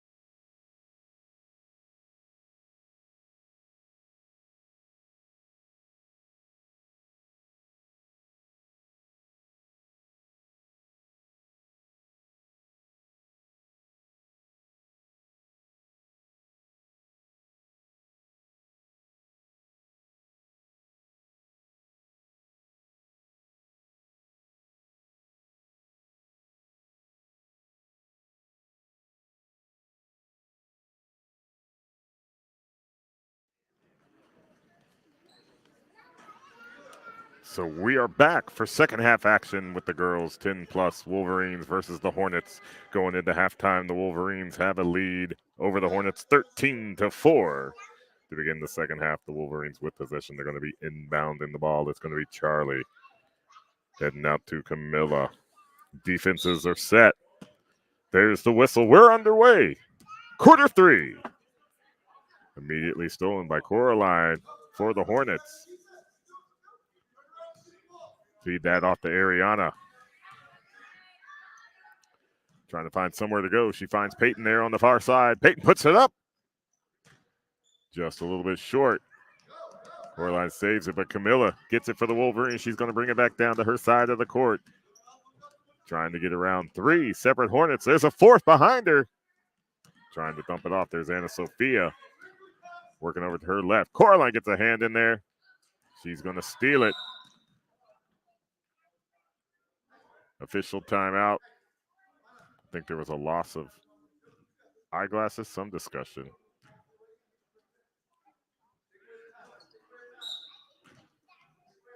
But the Hornets retain possession. Trying to go down low to KILLA. Anna Sophia gets her hand in there. Peyton saves it for the Hornets. Another low bounce pass trying to get to KILLA, and Anna Sophia gets into the jump ball there for the Wolverines. It is possession blue.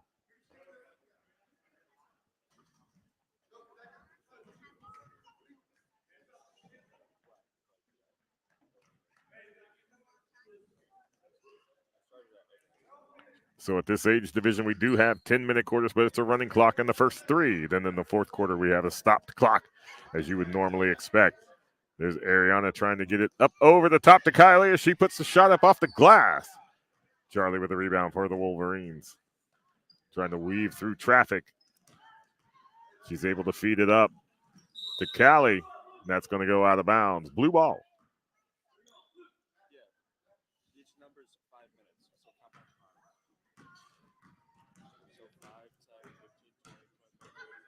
Peyton inbounds the core line for the Hornets. Bounce pass. There's the shot. Falls short. That would have been 3.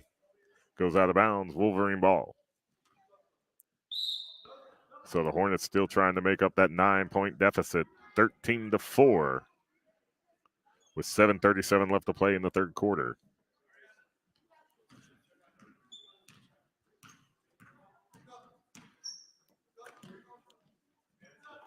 Real move. Tiage trying to work down low. Hornets recover. KILLA battling against Callie. There's Layla to Peyton. Peyton brings it across. Everywhere she turns, there's a Wolverine. Coraline to Ariana. Trying to get it to Layla. She comes up with it underneath. So the foul does go against the Wolverines. They're going to bring up Tiage. Coraline trying to get it into Peyton, and Scarlett bumps it out of bounds. It'll remain blue ball.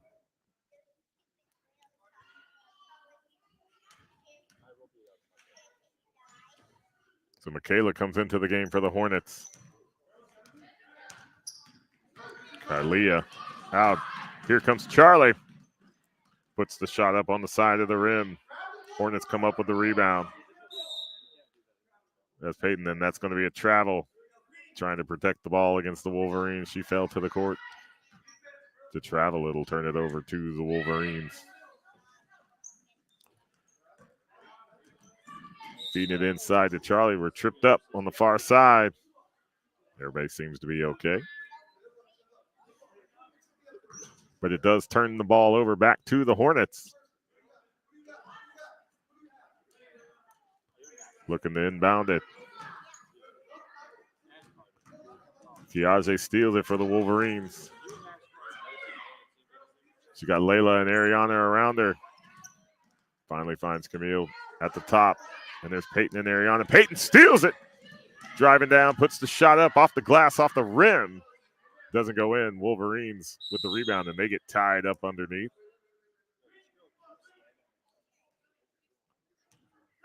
It is possession green. Here's a substitution for the Wolverines. Emma and Anna Sophia come in. Charlie and Scarlett go out. Also a substitution on the Hornets side. Kylia's back in. Peyton's going to get a rest. So that's stolen by the Hornets. That's Ariana. She'll feed it back off the core line. Goes back to Ariana. Still looking for a basket here in the third for the Hornets. There's Camille. And she's going to get one.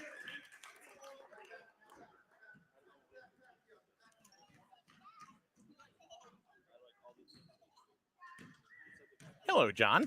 Hello, Mike. How are you? I am fantastic. That's good. Last game of the day. It is. It's game 6 of 6. We have 4 games next Sunday. Yes, sir. We'll have a whole new crew. Yeah, like you've got like a whole new crew. Yeah, I'm not showing up. That's a problem. It might be.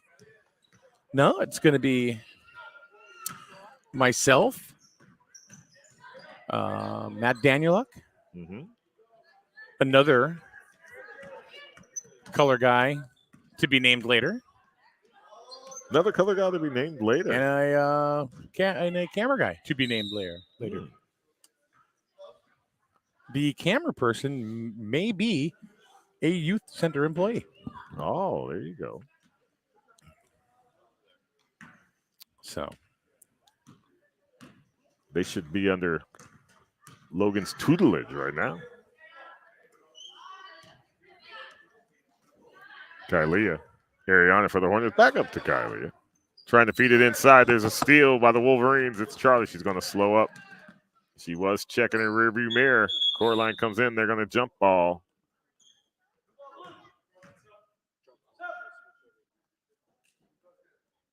It is possession blue.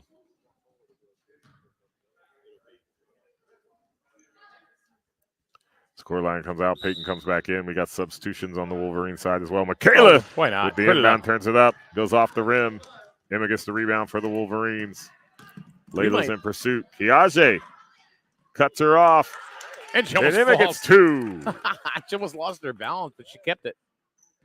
She does. So even next week, we may be able to do everything completely wireless. Oh, yeah? Yep. Jump ball. Depending on when things come in.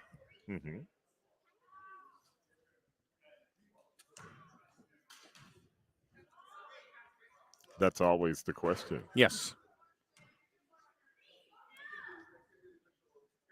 Because I know you get those notifications. Your item has shipped. And then it's there like that day, maybe the next day. Other times it's, should I call them and say that showed up? Yeah. Feed down to Anna Sophia. She takes the shot. Off the rim. Kylia gets the rebound for the Hornets. Tries to feed it off to Peyton. Able to get it under control.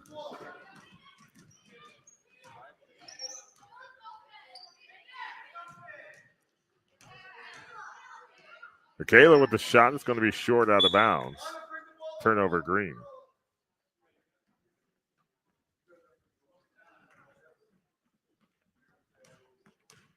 Yeah, I'm learning the ways of the delivery. Of the what? Of the delivery of items. Never really purchased products and had them delivered. I've usually always gone to stores and just picked it up myself. They're like, oh, McCall, Charlie with the travel, that's going to turn it back over to the Hornets. But I've bought a lamp and a sofa and a bookcase online. Whoa. Yeah. You bought a sofa online? Really? Wayfair. No kidding, huh? Sweet puts that shot off the glass. Yeah, it's awesome. I love it. That goes out of bounds. It will be green ball. You get a bachelor mansion now, huh? Sure. Yeah. You can call it that.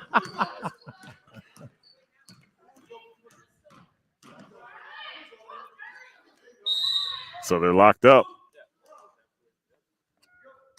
Possession blue. So the Hornets giving themselves opportunities. They've got to close in on this Wolverine team. They're continuing to increase their lead here in the second half. 17-4, 5 seconds left in the third. Tried to get the shot off, and Kiaje was there with the block.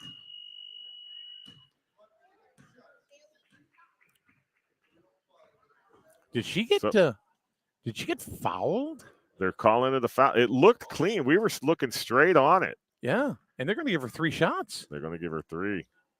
But that Hey, foul's that's a foul, little rough, right? right. But I thought Kiaje had all ball, and then just kind of the back pressure of the stuff kind of sent Peyton backwards, but they're going to give her the foul and the shots. So there you go. That's how they're going to start off the fourth. But really, they should get those shots in And then start the fourth, right?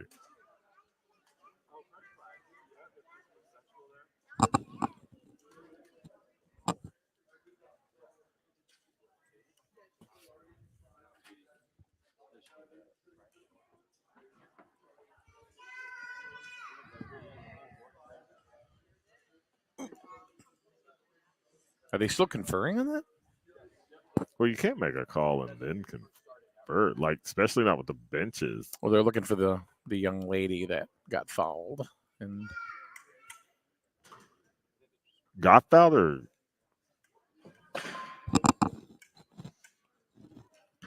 purportedly conducted the foul. so we're just kind of waiting here to see what the ruling is going to be. And that coach just took the ball right away from that little boy. And then he's showboating on him. Hopefully that's his kid. And he's dribbling around him. Man.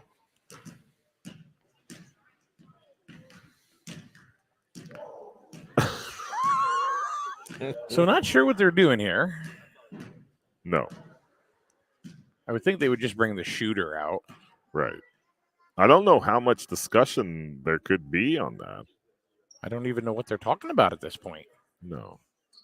Because they're talking about the team. They're talking to the team. Was there a double foul? Well, we'll find out. So the Hornets, well, Peyton's coming out. She'll go to the line. So she was fouled over here. She was the foulee that happened right here.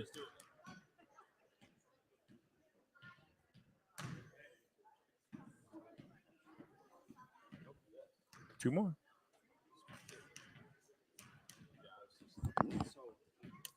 Here's number 2. And almost. I thought it when it went back and got that other bounce, it's going to come back. Mm-hmm. Now let's hope she gets this one. And off the front. She gave it a good shot. So Right, you could see her teammates were over there just watching, all up on the line. So now they're going to start the fourth. So it will be Hornet ball to We begin were wondering what the fourth you were quarter. doing. Yeah. Right. Right. True. So there's the Wolverines. Go back to Kiaje.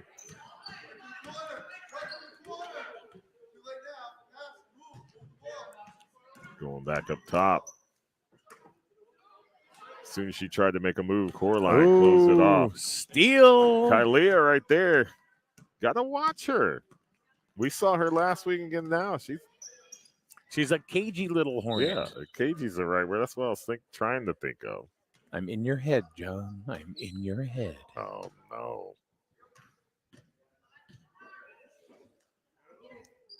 So Hornets looking for the inbound. Going up over the top to Peyton. Had to go somewhere. She's going to get wrapped up with Emma. It is Back to possession blue. Yep.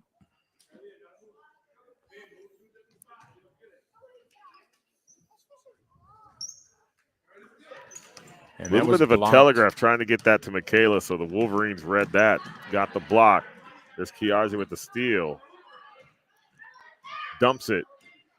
Scarlett. That was Emma. Peyton coming in there to battle for it. Locked Another up jump again. ball. But that's going to be Green.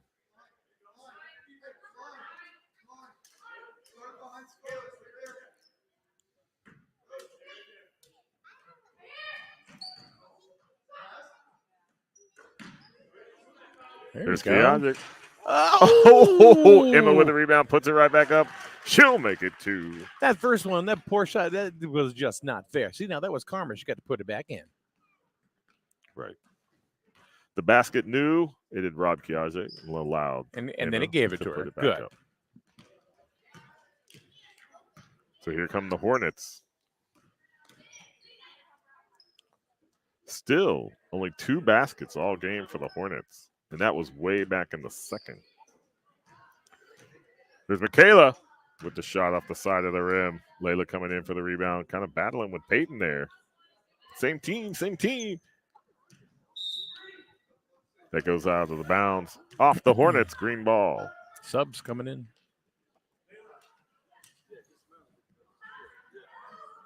So Savarito's back in for the Wolverines. Callie's back in.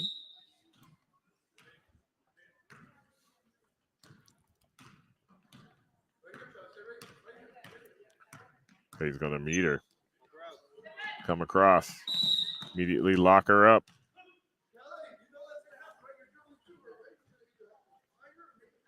This ball's going to go to the Hornets.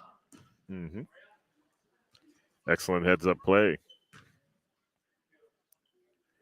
Get the possession right back. See if they can score some points. Kalia trying to get it up and over to Ariana. That's going to go out of bounds. Who touched it last? Green.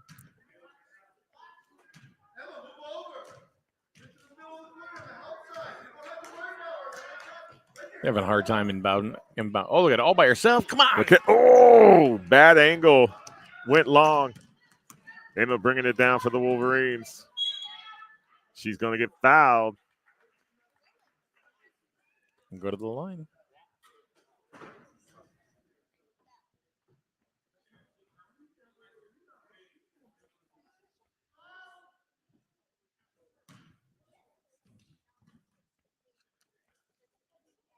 So everybody's set.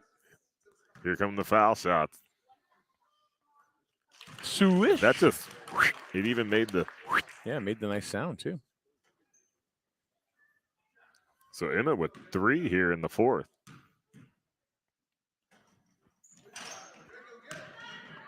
And then gets her own rebound off the missed second shot. Kiaje underneath. Ariana comes in. Knocks it out of bounds.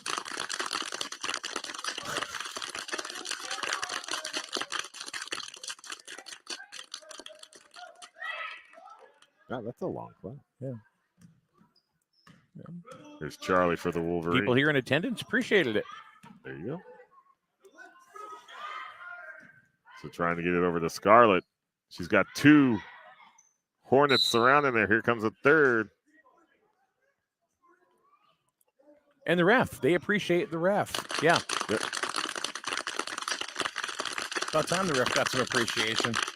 So the foul goes against Michaela. Green ball.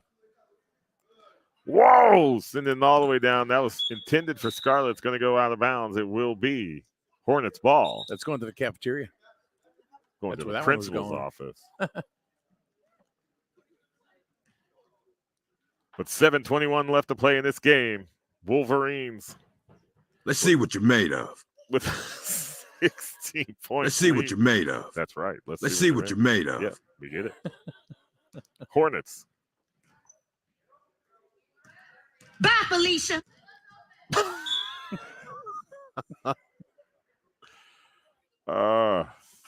Yeah, well. Wow, that was a couple of games ago. We were going to need one of those. Yeah. It's good. Couple substitutions on the court. So here come the Hornets. Inbound to Peyton. I was doing that because we need some pumped in crowd noise is what we need. It's pretty quiet in here. It is with It's pretty very full bleachers. It is actually pretty quiet. It's very quiet in here with as many people. Everybody's here. minding their P's and Q's. That's right. P's and Q's.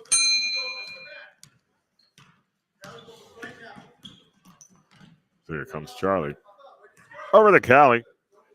Feed it back down to Scarlett. Let's see what you're made of. Let's see what you're made of.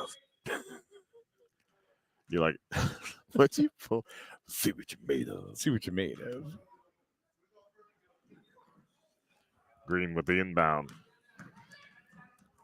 Over to Camilla. There's the shot. Just offline.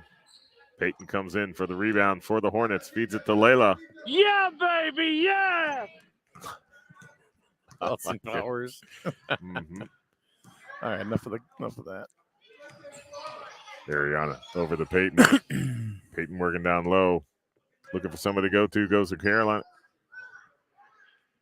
Coraline. Oh, what a pass. Did you see that? That was genius. To Layla. Not able to get the basket. That was genius. Got Leah.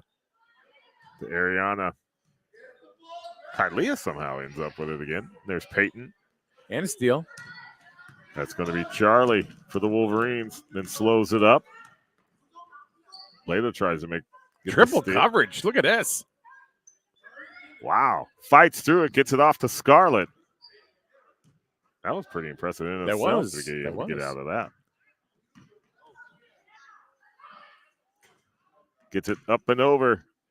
And that's going to be taken by Coraline. She'll jump to Ariana. Is that a book? Coraline? It's a character. Yeah. Oh, she was looking to go back. Camilla with the steal. Puts it up. Ooh. Oh, doesn't fall. Wolverines with a rebound. Anna Sophia puts it up. Peyton gets the rebound for the Hornets. Working to get some points on the board. She's going to go to Coraline. And she puts it on the floor, and she's going to get double dribbled. And she frustrated. She knows it too. Man. I think everything's kind of lax right now. Everybody's just kind of chill. Well, it was pretty tense there. Middle of the day, those couple middle games. Yeah.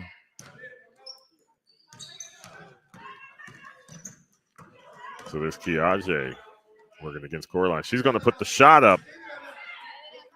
That's saved from going out of bounds by Emma, but she knocks it all the way into the other out of bounds. Blue ball.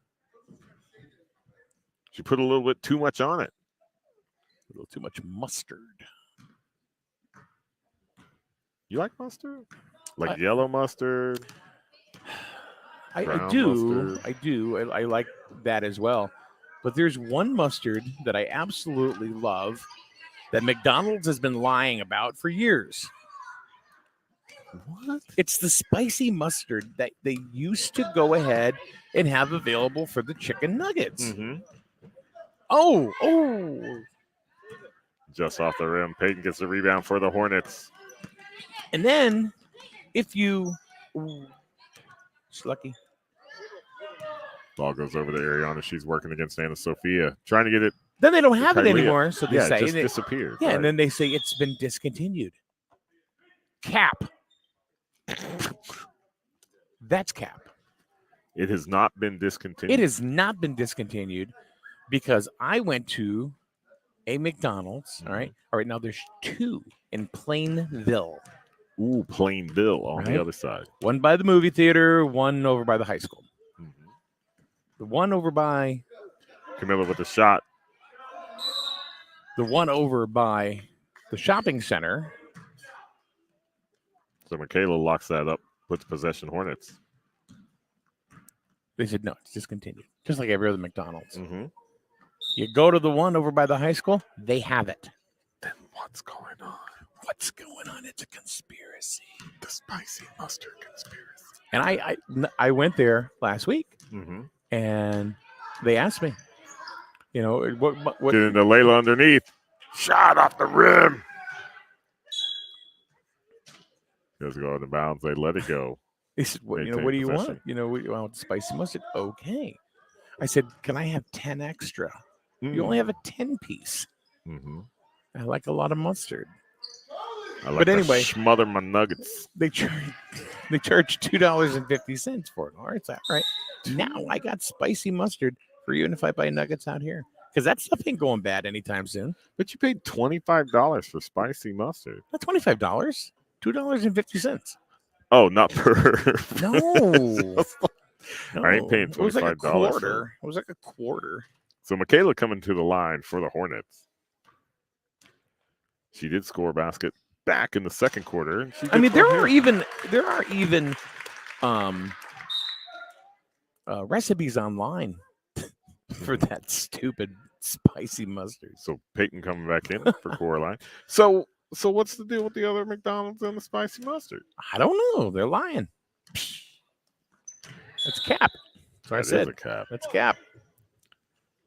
So, because the other one's saying, "Yep, I got it here. Look." So what else are they lying about? Ice cream machine. Yeah, the ice cream machine. Yeah, forget that. Yeah. I have stopped asking for ice cream at McDonald's. It's broken. That used to be a thing when we were little kids. Mom would be like, "You want to go to McDonald's for ice cream? We get the little cone and the sauce." Yeah. Can't do that with my kids because machines always broken. Always broken. Always broken. Get another machine vendor, McDonald's. Apparently, they have to clean it, and it takes like 3 hours to clean. Okay, that doesn't mean it's broken. No, but if it's all taken apart, then it's dismantled. Sorry, the ice cream machine's dismantled. Yeah. It's okay. I'll wait. And there's something to be said about McDonald's vanilla ice cream. It's delicious. I remember one time we brought. Whenever before Samantha was driving, we would take her to Yukon to go to school. Miller rips it out of Kylia's We'd hand. go right by a McDonald's. It was a thing. I got to stop by and get my vanilla cone. Yeah, that was like a special treat growing up. Was going to McDonald's and getting the vanilla ice cream in the cone. And like I don't know what the cones are made out of. A special McDonald's ice cream cone material. Ooh. So that shot by Charlie falls short. Michaela gets the rebound for the Hornets. 2:13 left to play. Wolverines up by 15. They get it over to Layla. Oh, She tried to get it underneath out of Michaela. It bounds. goes out of bounds. It's going green. Tough game for the Hornets. It Tough has game. been a tough game. A lot of effort. They're hanging with the Celtics Or the Wolverines. or the Wolverines.